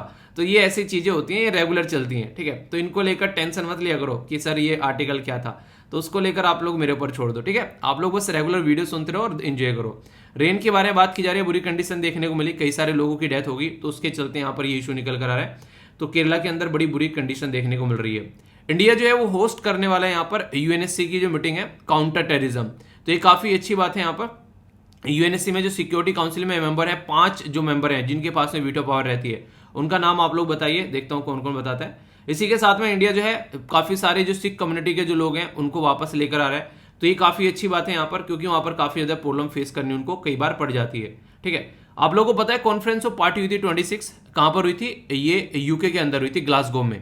अभी 27 और 28 कहां पर होने वाली है ये आप लोगों को बताना है। इंपॉर्टेंट मुद्दा यहाँ पर यह कि कैबिनेट जो है उसको कैसे इंप्लीमेंट करना है उसके ऊपर काम करना स्टार्ट कर दिया गया है। उसमें टोटल मिलाकर 5 कस्में खाई थी प्राइम मिनिस्टर मोदी साहब के द्वारा। वहां पर पांचों की पांचों कस्में जो है एक बार कमेंट बॉक्स में लिख दो, तो मुझे यकीन हो जाएगा कि हाँ आप लोगों ने बहुत सारी चीजें पढ़ रखी है अच्छे से, ठीक है। तो लिखिए इसको, ठीक है। तो यहाँ पर बात करें श्रीलंका, ये कह रहा है कि अभी कंडीशन जो है खराब रहने वाली है ईयर एंड तक, तो ऐसे सुधरने वाली है नहीं, सिचुएशन अभी बहुत ही बुरी रहने वाली है। रनिल विक्रमसिंघे जो कि प्रेसिडेंट है उनके द्वारा ये बातें बोली गई। आज का सुडोकू है, इसको भरिएगा, 4 स्टार का है, थोड़ा सा टफ पड़ेगा, लेकिन टेलीग्राम पर शेयर कर दूंगा ताकि आप लोग इसको अच्छे से एंजॉय कर सको, ठीक है। तो अटेम्प्ट जरूर किया करो कम से कम। बहुत ही शानदार 5 वोकैबुलरी है, 5 नए शब्द आप लोगों को सीखने को मिलेंगे। इससे आप लोगों की इंग्लिश स्पीकिंग इंप्रूव होगी, इससे आप लोगों की आंसर राइटिंग में नए शब्द आप लोगों को मिलेंगे, या फिर एस्से राइटिंग में भी आप लोग बोल सकते हैं, तो आंसर या फिर एस्से राइटिंग में। और इसी से आप लोगों की जो बेसिकली जो एंटोनिम सिनोनिम्स पूछे जाते हैं वो भी आप लोगों को पता चलेगा। तो ओवरऑल काफी फायदा होने वाला है, पर वो तभी होगा जब इनके ऊपर आप लोग कोशिश करोगे सेंटेंस फ्रेम करने का। तो ये एक काफी बड़ा काफी अच्छा सेक्शन है अगर ढंग से एंजॉय कर पाते हो। सबसे पहले बात की जा रही है एड्रिफ्ट, यानी कि भटकते हुए, यानी कि बिना मोटिव के, कभी यहां से वहां, तू यहां मैं वहां, मतलब एक तरीके से कोई ना कोई रीजन होना चाहिए कि कहाँ हो तुम कहाँ, ठीक है। तो विदाउट मोटिव ऐसा नहीं होना चाहिए, बिना किसी एंकर के बस चले जा रहे हैं घूमे जा रहे हैं, तो वो नहीं होना चाहिए। डिप्लॉयमेंट का मतलब क्या होता है, एक तरीके से तैनात कर देना, ठीक है। एक तरीके बोलते हैं कई बार कि हम लोगों ने बॉर्डर पर अपनी फोर्स जो है उसको डिप्लॉय कर दिया है, चाइना आएगी तो उनको पटक पटक कर मारेंगे, ठीक है, उनको छोड़ेंगे नहीं, अब अगर आके अब की बार आके वो कुछ भी हरकतें करेंगे, ठीक है। नेक्स्ट बात की जा रही है कॉन्ग्लोमरेट। कॉन्ग्लोमरेट का मतलब क्या होता है, एक तरीके से एकत्रित करना, इकट्ठा होना एक जगह पर आकर, यानी कि कोई भी अगर चीज होती है कि हाँ चलो मिलकर बातें कर लेते हैं, ग्रुप में टुगेदर किसी चीज को डिसाइड करने के लिए भी कई बार मिल जाते हैं, डिफरेंट एक तरीके से पार्ट में, एक तरीके से कई सारे अलग अलग एरिया को इकट्ठा करके एक जगह लगा लिया, तो इस तरीके से समझ सकते हैं। तो यहाँ पर बात करते हैं कॉन्ग्लोमरेट के बारे में, ये शब्द यूज किया जाता है। खेतों की बात करते हैं तो खाने की बात करते हैं, और खाने की बात करते हैं तो किसान याद आता है, और किसान याद आता है तो खेत जोतता हुआ दिखता है वो, ठीक है। तो प्लाउड बोलते हैं इसको, एक प्रोसीजर जिसमें आप लोग कोई काम ऐसा करते हैं जैसे खेतों को तैयार करना, ठीक है। तो वहां पर एक तरीके से एडवांस प्रोसीजर आप लोग इसको बोल सकते हैं। आप लोगों ने देखा होगा किसान के परिवार से आप लोग आते हैं, ठीक है, तो किसान भाई जो है खेतों में कैसे कैसे काम करते हैं, तो आप लोगों ने देखा है, तो वो वाली बातें आप लोग यहाँ पर समझ सकते हैं, ठीक है। बड़ी ही मेहनत से काम किया जाता है यार, थाली में जो रोटी आती है उसकी अहमियत समझा करो, ठीक है। पहले किसानों की मेहनत, फिर आप लोगों की मम्मी की मेहनत, आप लोगों के पापा की मेहनत, क्योंकि अनाज खरीद कर वो लाते हैं आटा, ठीक है। अगर आप लोग एक तरीके से गांव से नहीं हो तभी जाकर आप लोगों के पेट में खाना पहुंचता है, या फिर आप लोग बोलो तो यहाँ पर उसकी इज्जत करनी चाहिए, ठीक है। सोरिंग का मतलब होता है एक तरीके से उड़ने वाला, फ्लाइंग, ठीक है। तो फ्लाइंग बीस्ट फ्लाइंग बीस्ट साहब जो है वो छूट गए हैं शायद, हाँ अभी अपना जो जेल में गए थे। बड़ी ही एक तरीके से चीज़ें हो जाती है, कभी कभी गलतियां हो जाती हैं इंसान से, पर लेकिन हाँ वो है कि इतने सारे लोग इतना प्यार करते हैं, उनको समझना था। तो flying rising high in air, तो वो वाली बात है यहाँ पर। तो इसका मतलब है यहाँ पर सोरिंग, उड़ने वाला, ठीक है। तो ये हो गए यहाँ पर। तो 5 नए शब्द आज आप लोगों को वोकैबुलरी में ऐड करने के लिए मिल गए। अब ये तभी मजा आएगा, तभी आप लोग इनको याद रख पाओगे जब आप लोग इनके ऊपर सेंटेंस फॉर्म करोगे। सेंटेंस फॉर्म नहीं करोगे तो फिर तो वही बात है, आया राम और गया राम, आ जाए और कल भूल जाओगे, ठीक है। तो वो वाली हरकतें नहीं करनी है, ठीक है। आज का जो इंपॉर्टेंट यहाँ पर टॉपिक है वो है वेस्टर्न घाट। वेस्टर्न घाट जो है वो बहुत ही ज़्यादा इंपॉर्टेंट है, खासकर देश के पॉइंट ऑफ से अगर बात करें। यहाँ पर दुनिया भर की स्पीसीज पाई जाती हैं। दुनिया भर की स्पीसीज मतलब यहाँ पर एक तरीके से हॉट स्पॉट बायोडाइवर्सिटी इसको बोला जाता है, इस पर्टिकुलर एरिया को। वेस्टर्न घाट के बारे में जब मैं आप लोगों से बात करता हूँ तो ये वाला रीजन आप लोग बोल सकते हो। और यूपीएससी को इतना प्यार आया वेस्टर्न घाट पे, अलग से इसके ऊपर ये क्वेश्चन पूछ ले कि बताओ वेस्टर्न घाट में कितने राज्य आते हैं, ठीक है। तो बताओ कमेंट बॉक्स में कितने राज्य आते हैं तो आप लोग समझ सकते हैं बहुत ही शानदार तरीके से। तो वेस्टर्न घाट जो है यहाँ पर ये, इसको सियादरी माउंटेन जो बेसिकली बोलते हैं नॉर्मली, ये जो रेंज होती है, इसमें केरला, तमिलनाडु, कर्नाटका, गोवा, महाराष्ट्र और गुजरात। अब इंटरेस्टिंग चीज क्या है यहाँ पर, नॉर्मली तमिलनाडु जो है यहाँ पर वो ईस्टर्न घाट की साइड में आता है, और हम लोग बोल रहे हैं कि वेस्टर्न घाट भी है। तो यहाँ पर कुछ एरिया ऐसा है तमिलनाडु का तो जो आप लोगों को देखने को मिलेगा। तो गुजरात, महाराष्ट्र, गोवा 3, इसी के साथ में कर्नाटका, केरला और तमिलनाडु। तो 6 टोटल राज्य ऐसे हैं जो वेस्टर्न घाट के अंदर आते हैं। तो ये इस तरीके से यूपीएससी इसके ऊपर फिदा हो गई, वेस्टर्न घाट के ऊपर। उसको लगा होगा कि हाँ भाई साहब क्वेश्चन का आंसर दे नहीं पाएंगे, उसको थोड़ी ना पता था कि एसएलवी कमांडो है, कोई भी आंसर देकर निकल जाएंगे, ठीक है, पता भी नहीं चलेगा तुमको। तो यहाँ पर काफी एक तरीके से बायोडाइवर्सिटी का हॉट स्पॉट इसको बोला जाता है। 29 के करीब including national park, wild life sanctuary, reserve forest आप लोगों को यहाँ पर देखने को मिलते हैं, और इसको वर्ल्ड हेरिटेज साइट बनाया गया, ठीक है। तो यहाँ पर अगर बात करें तो यहाँ पर 20 के करीब आप लोगों को यहाँ पर केरला के अंदर जो सबसे ज्यादा निकल के आती हैं, 10 कर्नाटका के अंदर, 5 तमिलनाडु के अंदर और 4 है यहाँ पर महाराष्ट्र के अंदर, जो कि यहाँ पर इससे रिलेटेड जो चीजें हैं, ठीक है। रीजन है कई सारे, जैसे यहाँ पर अगस्ता मलाई पीक हो गया, ठीक है, प्रियार नेशनल पार्क हो गया, अन्नामलाई माउंटेन हो गया, नीलगिरी हिल, ये सारे आप लोगों से पूछे जाते हैं, ठीक है। इसी के साथ में तालकावेरी वैली हो गया। तो अगर कल को आप लोगों से पूछ ले बताइए कौन से राज्य में, चलिए इनके सामने आप लोगों को राज्य लिखने सबके, ये इंटरेस्टिंग रहेगा, ठीक है। कोशिश करना कि कौन कौन से एरिया में आते हैं बताइए, आप लोग भी समझ पाएंगे। ये अब तरीके से होमवर्क हो गया आप लोगों के लिए, ठीक है। तो बड़ा ही प्यारा सा होमवर्क है, तो इसको आप लोग अटेम्प्ट कीजिए, मुझे भी पता चलेगा किस तरीके से आप लोग चीज़ों को देख रहे हो, ठीक है। तो ये था टोटल इसके बारे में। लेक्चर कैसा लगा जरूर बताइएगा। और लेक्चर जो है मुझे लग रहा था थोड़ा लेट हो जाएगा, क्योंकि मैं थोड़ा सा बताया था, जैसे इंस्टाग्राम पे कई सारे बच्चे बोलते हैं कि सर पिक्चर वगैरह शेयर किया करो। तो इंस्टाग्राम पे यार पर्सनल चीज़ें होती है ना, वो आप लोगों को इंस्टाग्राम पे मिल जाती है, ठीक है। जैसे मैं घूमने निकलता हूँ, कहीं पर निकलता हूँ, तो आप लोगों को यहाँ पर चीज़ें मिल जाती है, ठीक है। तो आप लोग यहाँ पर मेरे साथ में कनेक्ट रह सकते हैं, फिर फेसबुक पर भी आप लोग कनेक्ट रह सकते हैं। यूट्यूब पर नॉर्मली जो है चीज़ें थोड़ा सा प्रोफेशनल एक तरीके से एजुकेशनल पॉइंट ऑफ से हम लोग ज़्यादा लेकर चलते हैं। कोई ऐसी बातें करनी है तो आप लोग इंस्टाग्राम पर आ सकते हैं, तो यहाँ पर आसानी से चीज़ें आप लोगों को देखने को मिल जाती है, ठीक है। फीडबैक जरूर दिया करो, लाइक डिसलाइक जो भी आप लोग कर सकते हो। आसपास सफाई रखो, पानी और पेड़ पौधों सेव करो। बहुत अच्छा टाइम चल रहा है, इस टाइम पर पेड़ पौधे लगा भी सकते हैं। और पॉलीथीन तो 1 जुलाई से देश के अंदर बंद हो ही चुकी है, मैंने तो यूज़ करनी छोड़ दी, आप लोगों ने छोड़ी कि नहीं छोड़ी, ठीक है, बताइए जरूर। और इसी के साथ में जब भी किसी की हेल्प करने की बात है तो आप लोग हेल्प कर सकते हैं, उसका बस ये देखेगा कि आप लोगों को नुकसान ना हो जाए, ठीक है। क्योंकि फिर आप लोग बोलोगे सर नुकसान करा दिया। तो किसी को पढ़ाना भी है तो सस्ते में पढ़ा दो, ये नहीं कि फ्री में पढ़ाना है आप लोगों को। कम से कम इतना पढ़ाओ कि मार्केट में जो प्राइस है उसका 5 या फिर 10 गुना कम आप लोग प्राइस ले सकते हो, सामने वाले को फायदा हो जाएगा और आप लोगों को भी थोड़ी सी पॉकेट मनी मिल जाएगी यूज़ करने के लिए, ठीक है। तो इस तरीके से आप लोग समझ सकते हैं। तो अच्छे से एंजॉय करते रहिए लेक्चर को, और कोई भी फीडबैक हो तो मैं हमेशा उसके लिए अवेलेबल हूँ। पर्सनल फीडबैक आप लोग स्टडी लवर वीर पर दे सकते हैं, और जो भी वीडियोस होती हैं जो आप लोग शेयर करते हो वो आप लोग यहाँ पर शेयर कर दिया करो। अगर आप लोगों को लगता है कि ये यूज़ करनी है मुझे तो ये काफ़ी अच्छा रहेगा, ठीक है। कई सारे बच्चे रेगुलर शेयर करते हैं, कुछ तो ऐसे शेयर करते हैं कि मैं आप लोगों के साथ में शेयर नहीं कर पाऊंगा, वो थोड़ा ज़्यादा हो जाता है, ठीक है। वरना बहुत सारे बच्चे शेयर करते हैं, तो आप लोग भी यहाँ पर शेयर कर सकते हैं, ठीक है। तो नेक्स्ट वीडियो मिलता हूँ, तब तक अपना ध्यान रखिए। बड़ों को नमस्ते, छोटों को प्यार, छोटी सी लाइफ एंजॉय करार। मिलता हूँ नेक्स्ट वीडियो में, तब तक के लिए जय हिंद।